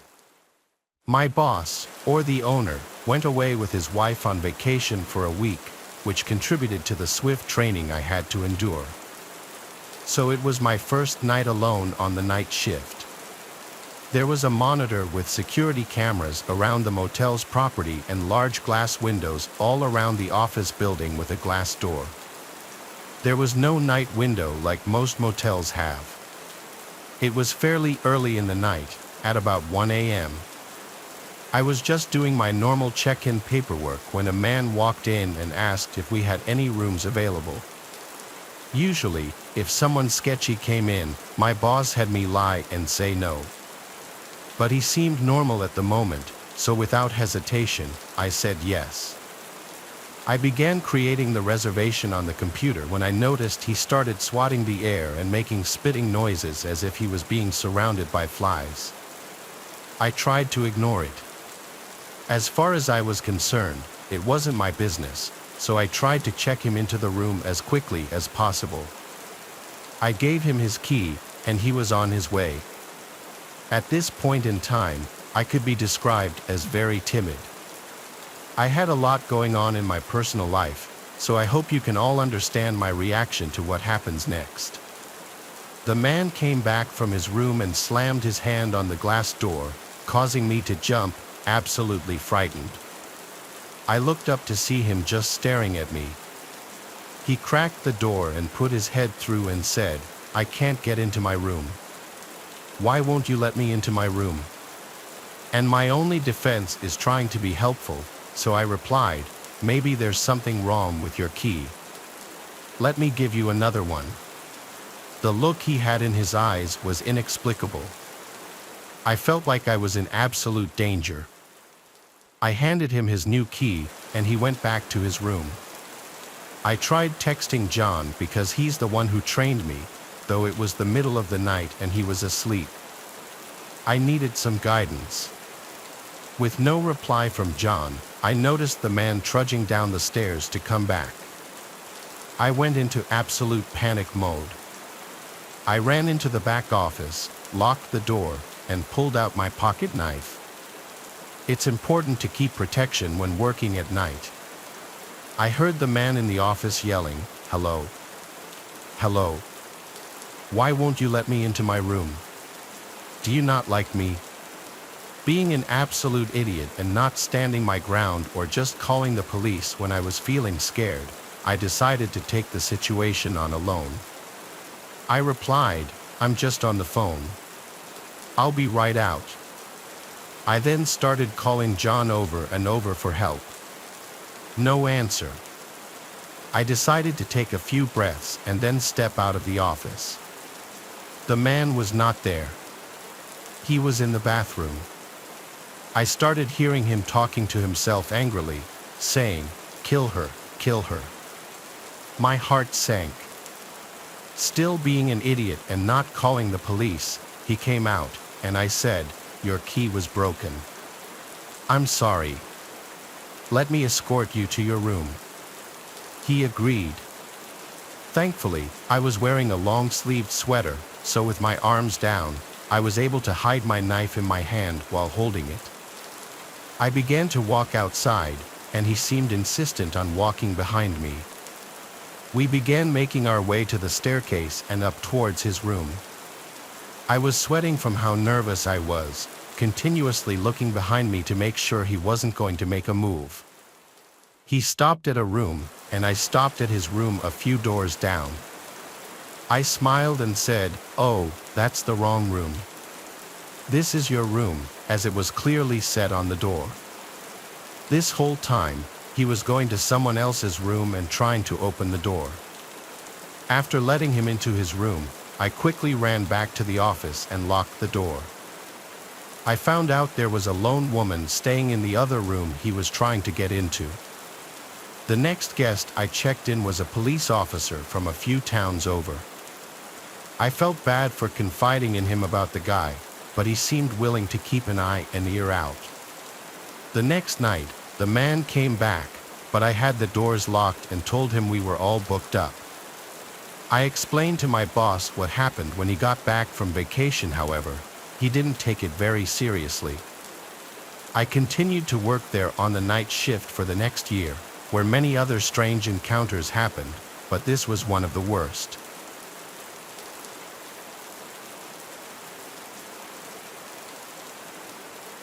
I used to work as a night clerk in a downtown condominium.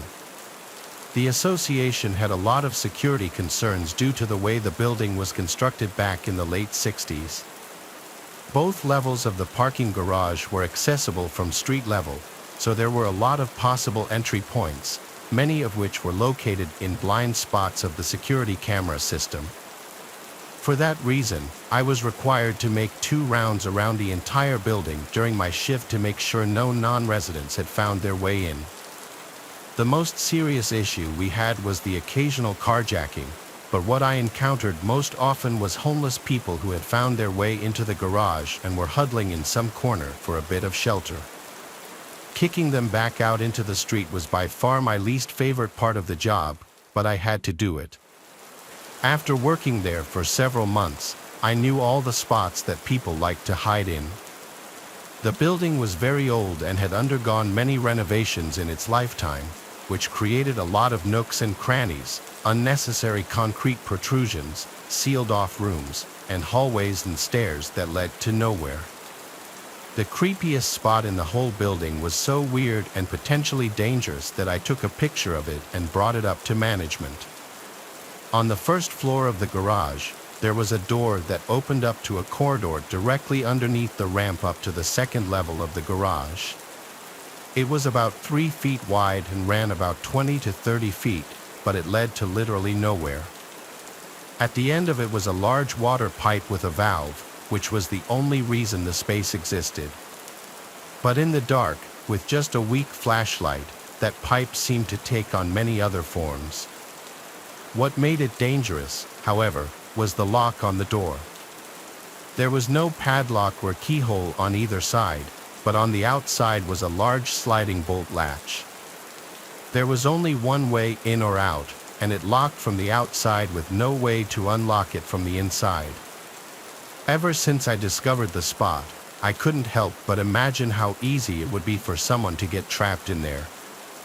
However, nothing I said to management made any difference.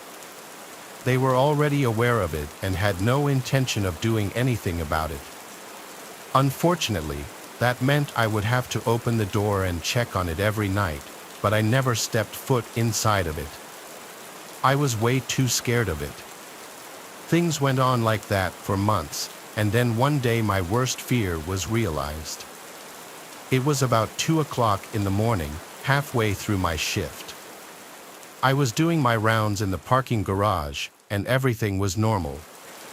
It was a slow Wednesday night.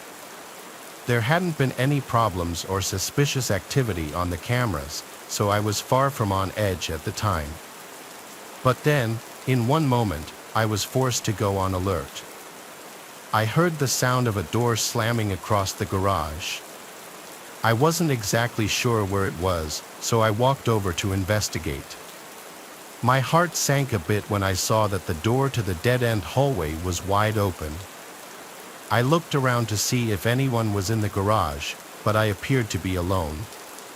I shouted to intimidate anyone if they were hiding somewhere I couldn't see, but I got no response and nobody appeared. I was just worried that there was somebody hiding in the dead-end hallway, so I walked the rest of the way. I shined my flashlight down the hallway, and for a moment, I was relieved to see that nobody was in there. There was, however, an empty glass bottle about 10 feet inside. I sighed and rolled my eyes, thinking that somebody had been drinking in there and had run out in a hurry once they saw me snooping around, accidentally making noise as they rushed. It wouldn't have been that hard for somebody to climb up on the cars parked there to get above the wall and hop the fence into the neighboring parking lot. By the time I got there, since the garage was partially underground in that spot, in fact, that's how a lot of people get in because the dead-end hallway happened to be in a prominent blind spot of the cameras. Unfortunately, I wasn't allowed to leave trash anywhere if I saw it, so I knew I had to pick up that bottle. Of course, I felt the anxiety bubbling up inside my gut just for knowing I had to walk a few steps inside that hallway. I almost didn't do it, but I rationalized myself into thinking there was no way somebody would pop out and lock me in. I took a deep breath and stepped inside, but right as I reached the bottle, the door slammed shut. I immediately ran back to the door, but by the time I got there, it was already locked. I started banging on the door and screaming for help, but there was nobody there. I felt like I was being buried alive, like I could barely breathe. If it weren't for my flashlight, I would have been in some deep trouble. I wouldn't have been able to see a thing. Once I realized I wasn't getting out anytime soon, I reached for my phone. To my utter heartbreak, however, there was no service at all. The walls were made of cinder blocks, the door was made of metal, and the entire 6-story building was on top of me. No matter what I tried, I couldn't call 911. There was absolutely nothing I could do. I was completely stuck. The only way I was getting out was if somebody opened the door from the outside. But it was 2 o'clock in the morning, and it would be hours before anybody left for work. During that time, whoever trapped me was doing whatever they pleased in the parking garage. I heard several car alarms go off, and I knew what was happening. Somehow, they all turned off after a few minutes. I kept banging on the door and shouting, but nobody came.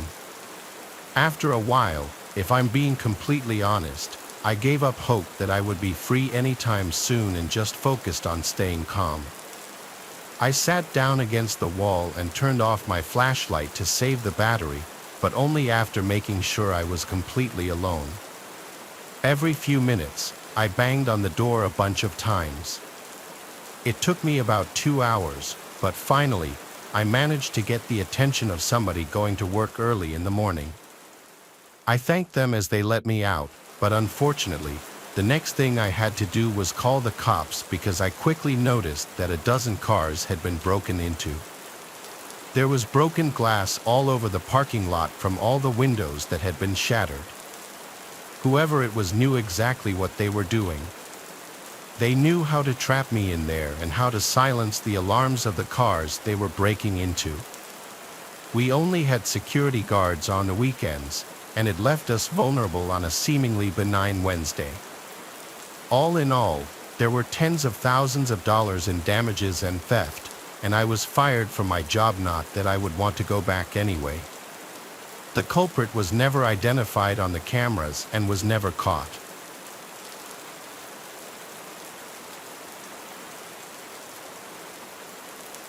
I was working as a waiter at Waffle House, choosing to work the third shift because I had the best hourly pay and brought in pretty good tips due to us being the only 24/7 diner in the entire town. It took me about a year to save up enough money to rent a place in the city and get out of the middle of nowhere, but in that time, I saw quite a few things that still stick with me to this day. By and large, most of the customers I had were truckers and other random people traveling on the interstate through the middle of the night. The town was just a stopover point, not a destination. The so-called locals consisted of farmers and ranchers from the surrounding area, and anyone else like me worked in the fast food and hotel chains clustered around the interstate exit. The final and yet most characteristic residents of that depressing cesspit of a town were the vagrants, hitchhikers, tweakers, and destitute opportunists that had been stranded with us. They could be stuck there from anywhere to a few days to several years, clinging to the parking lots and awnings that were the only meager shelter for dozens of miles in any direction, panhandling for whatever they could until they got lucky enough to get a ride to somewhere else. Really, the only stressful part of my job was dealing with these people. In the beginning, I tried to be empathetic. After all, they are human. However, it didn't take long to end up like my usual coworker, the cook who had been there for 10 years and had seen just about everything. His name was Tony, and the only thing separating him from them was a steady position at the grill. Nobody ever got a chair thrown at them, as far as I know, but Tony was prone to throwing turners and other utensils at anyone who got on his bad side. I usually followed his lead based on his body language. He knew who was trouble and who wasn't. However, even with Tony as a reliable backup, things sometimes got out of hand. There was this one night that I'll never forget. I don't remember what day of the week it was, but all I know was that it had been unusually slow that night. It was around 3 a.m. when this guy walked in, and even I knew something was not right about him. He was wearing soiled clothes and a completely torn-up jacket, covered head to toe in dust, and he was in a completely panicked state of mind. The weird thing was that he said nothing as he ran past us, clutching his right arm to his chest, and immediately locking himself in the bathroom. Tony and I rolled our eyes at the same time, thinking, here we go again. Although I think we both had a feeling this wasn't a regular hobo bathroom emergency or a tweaker looking for a private place to do their thing. That's when I asked Tony, doesn't he kind of look familiar? He brushed it off at first, but then after a short conversation, we realized that he had been inside about 2 hours ago, desperately asking all the customers for rides until eventually, we had to kick him out for being a disturbance. It seemed he obviously hadn't had any luck getting a ride, but something else had happened to him too. I became worried. If that guy needed help, it would be a while before an ambulance could get to him and even longer for them to take him to a hospital. Tony told me to take care of it, so I ran to check on the only customer we had in the store at the time and got them on their way. When I took the bathroom keys and went to check on our stranger in distress, I knocked on the door pretty loud. I asked if everything was okay. There was a pause, then finally a distraught voice answered me, I think I'm really hurt. I just need a ride. Suddenly, I knew something was seriously wrong. The sound of his voice made the hairs on the back of my neck stand on end. I fumbled with the key ring as I told him I was about to open the door. Sir, if you need help, I have to come in there. I shouted. No. The stranger screamed. You have to come get me. I stopped for a second, confused, but then I snapped out of it and shoved the key in the lock. I turned it and opened the door to a terrifying sight. The bathroom was empty, completely empty. No injured man, no blood, no dust, just nothing. It was as clean as it had been since I last cleaned it, as if nobody had been in there at all. In fact, it even looked cleaner than that. What's going on in there? Tony shouted from the kitchen. I was just at a loss. I let the bathroom door close and stepped back. I looked at Tony and told him the truth. There's nobody in there, I said. Don't give me that. Tony shouted. See for yourself. I told him, and he did. He stormed over and barged through the bathroom door. I saw him go blank, just like I did, when he saw the impossible absence of a person. He turned around and looked inside the women's room too, but again, nothing. Nobody in there. In raw disbelief, we gathered ourselves behind the counter. We interrogated each other uselessly, thinking one of us must have let him slip by unnoticed. However, we both knew we had been on high alert since the second he came in. There was no way either of us would have missed him leaving within a fraction of a second. Our conversation ended abruptly when we both saw the same thing out of the corner of our eyes. The stranger was somehow outside, looking at us through the window. He still had his right arm stuffed out of sight, but now, as we got a better view of his face, we saw that wasn't his only problem. His face was bloody, like he'd been hit with a brick. His nose was broken, his lip was split and missing a piece, showing us his cracked and missing teeth. One of his eyes seemed completely swollen over, but the one that was open was gushing blood. Tony and I didn't move a muscle. We didn't even breathe for a second. After a few horrible seconds of realizing what was happening, I finally thought to call 911. But as soon as the idea occurred to me, the man started to move. He turned to the side and started to limp across the big front window. We watched him in silence as he made it all the way to the corner of the window, where it wrapped around to the other side. "What the hell?" I whispered, only for Tony to quickly shush me. It was at that moment I saw he had gone pale and wide-eyed, which only terrified me even more. Something about this man had gotten through Tony's defenses, and that meant we were not prepared. Before we could say anything else, we heard a crash from the back room. We both ran inside and searched for the source of the noise. It was coming from the walk-in freezer. Somebody was tearing things up and freaking out. Tony ran up there and threw open the door, and there he was, the guy. He had ripped open a box of burger patties and was clutching a handful of meat, pressing it to his right arm like an ice pack. When he saw us, he froze. The patties dropped from his hand and revealed the condition of his arm. His hand was stuck in a thumbs-up position, but his wrist had been snapped clean off, and his hand was dangling from the rest of his arm by a thread of skin. After a terrifying moment of deer-in-headlight stares, the stranger bolted from the freezer, crashing through both me and Tony. He sprinted outside, screaming, before we had a chance to react. I stumbled to my feet as Tony ran out to the dining area, locked the front doors, and switched off all the lights. Then he pushed me back into the back room and started yelling at me. "How could you leave the back door unlocked?" he yelled. "No, look. It's still locked." I pointed to the back door, and sure enough, it was locked now. Absolutely nothing was making sense, but we gave up on trying to decipher it for the rest of the night until the sun came up and the morning crew came in. We kept the doors locked and stayed out of sight. When we were finally freed from our nightmare of a shift and set out into the world, we noticed the train of police and paramedics on the freeway right outside of town.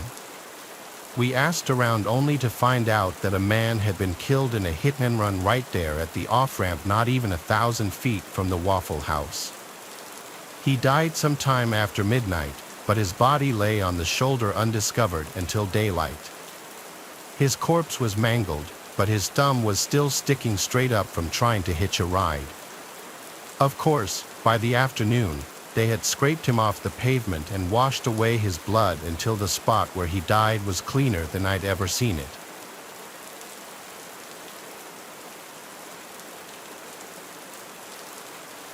My name is Maury. I'm from the USA. Years ago, I worked in a home for older people as a nurse. I had the night shift. We were together drinking coffee on the second floor.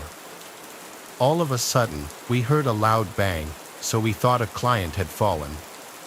We decided that I would take the second floor and my colleague would take the first. Maybe we could find out what happened. While my colleague walked down the stairs, I looked at the monitor, which was on the second floor, and I saw someone in the department on the ground floor. He was inside the closed apartment. You could walk in over there, but you needed a code to get out. People with dementia lived there. We watched for a while, and the guy was stuck, he couldn't get out. We decided to go inside a room on the second floor of one of our clients because you needed a special key to go inside. We thought that was safer. We explained to her what was going on. She was perfectly capable of understanding the situation, and of course, we called 112. I explained the situation, and they told me they would come right away. I called my husband, who also had the night shift as a security guard in another town not too far away from us. He was just talking with the cops while I called 112 and said they were on their way. When I hung up, I looked outside and saw that guy climbing out the window. So I called back. They asked if something had changed. The police arrived, and we did a walk with them throughout the whole building. The guy broke the door in the kitchen. His stuff to break the door was there on the ground. The police couldn't really do much. I don't even know if they found the guy. Later that day, we heard that they were riding around the building 2 hours before the guy went in, and the guy had walked all over the ground floor, all while we were having our coffee on the second floor. That's a pretty scary thought. The next day, I had one more night shift. Though I don't have that much to fear, it was still pretty scary. So I asked if I could bring my 2 dogs. We had 2 golden at the time, and they were actually okay with that. So I brought them with me the next night. Nothing happened. The dogs walked with me the whole night, and of course, I let them outside now and then to do their thing. The other night, 2 other colleagues had the night shift, and guess what? They came back. They had robbed the safe. I always thought that the guy we had was just looking around to see if he could get away, but they had planned to come back for the safe the next night. But I'm guessing the 2 golden scared them off. I wouldn't go inside if there were 2 dogs like that either if I didn't know them. Later on, I always brought my dogs if I ever did the night shift over there. Most colleagues would be happy if they worked with me because they felt safe with the dogs, and so did I. The funny thing was that the dogs knew the route we always walked. After a few times, I didn't even put their leash on, they just knew. If we needed to help a client, they just waited in the hallway until I was done. A few clients knew it because I told them, knowing that they loved dogs. So when they needed our help, the dogs went with us in their apartment. Both the dogs and clients loved that.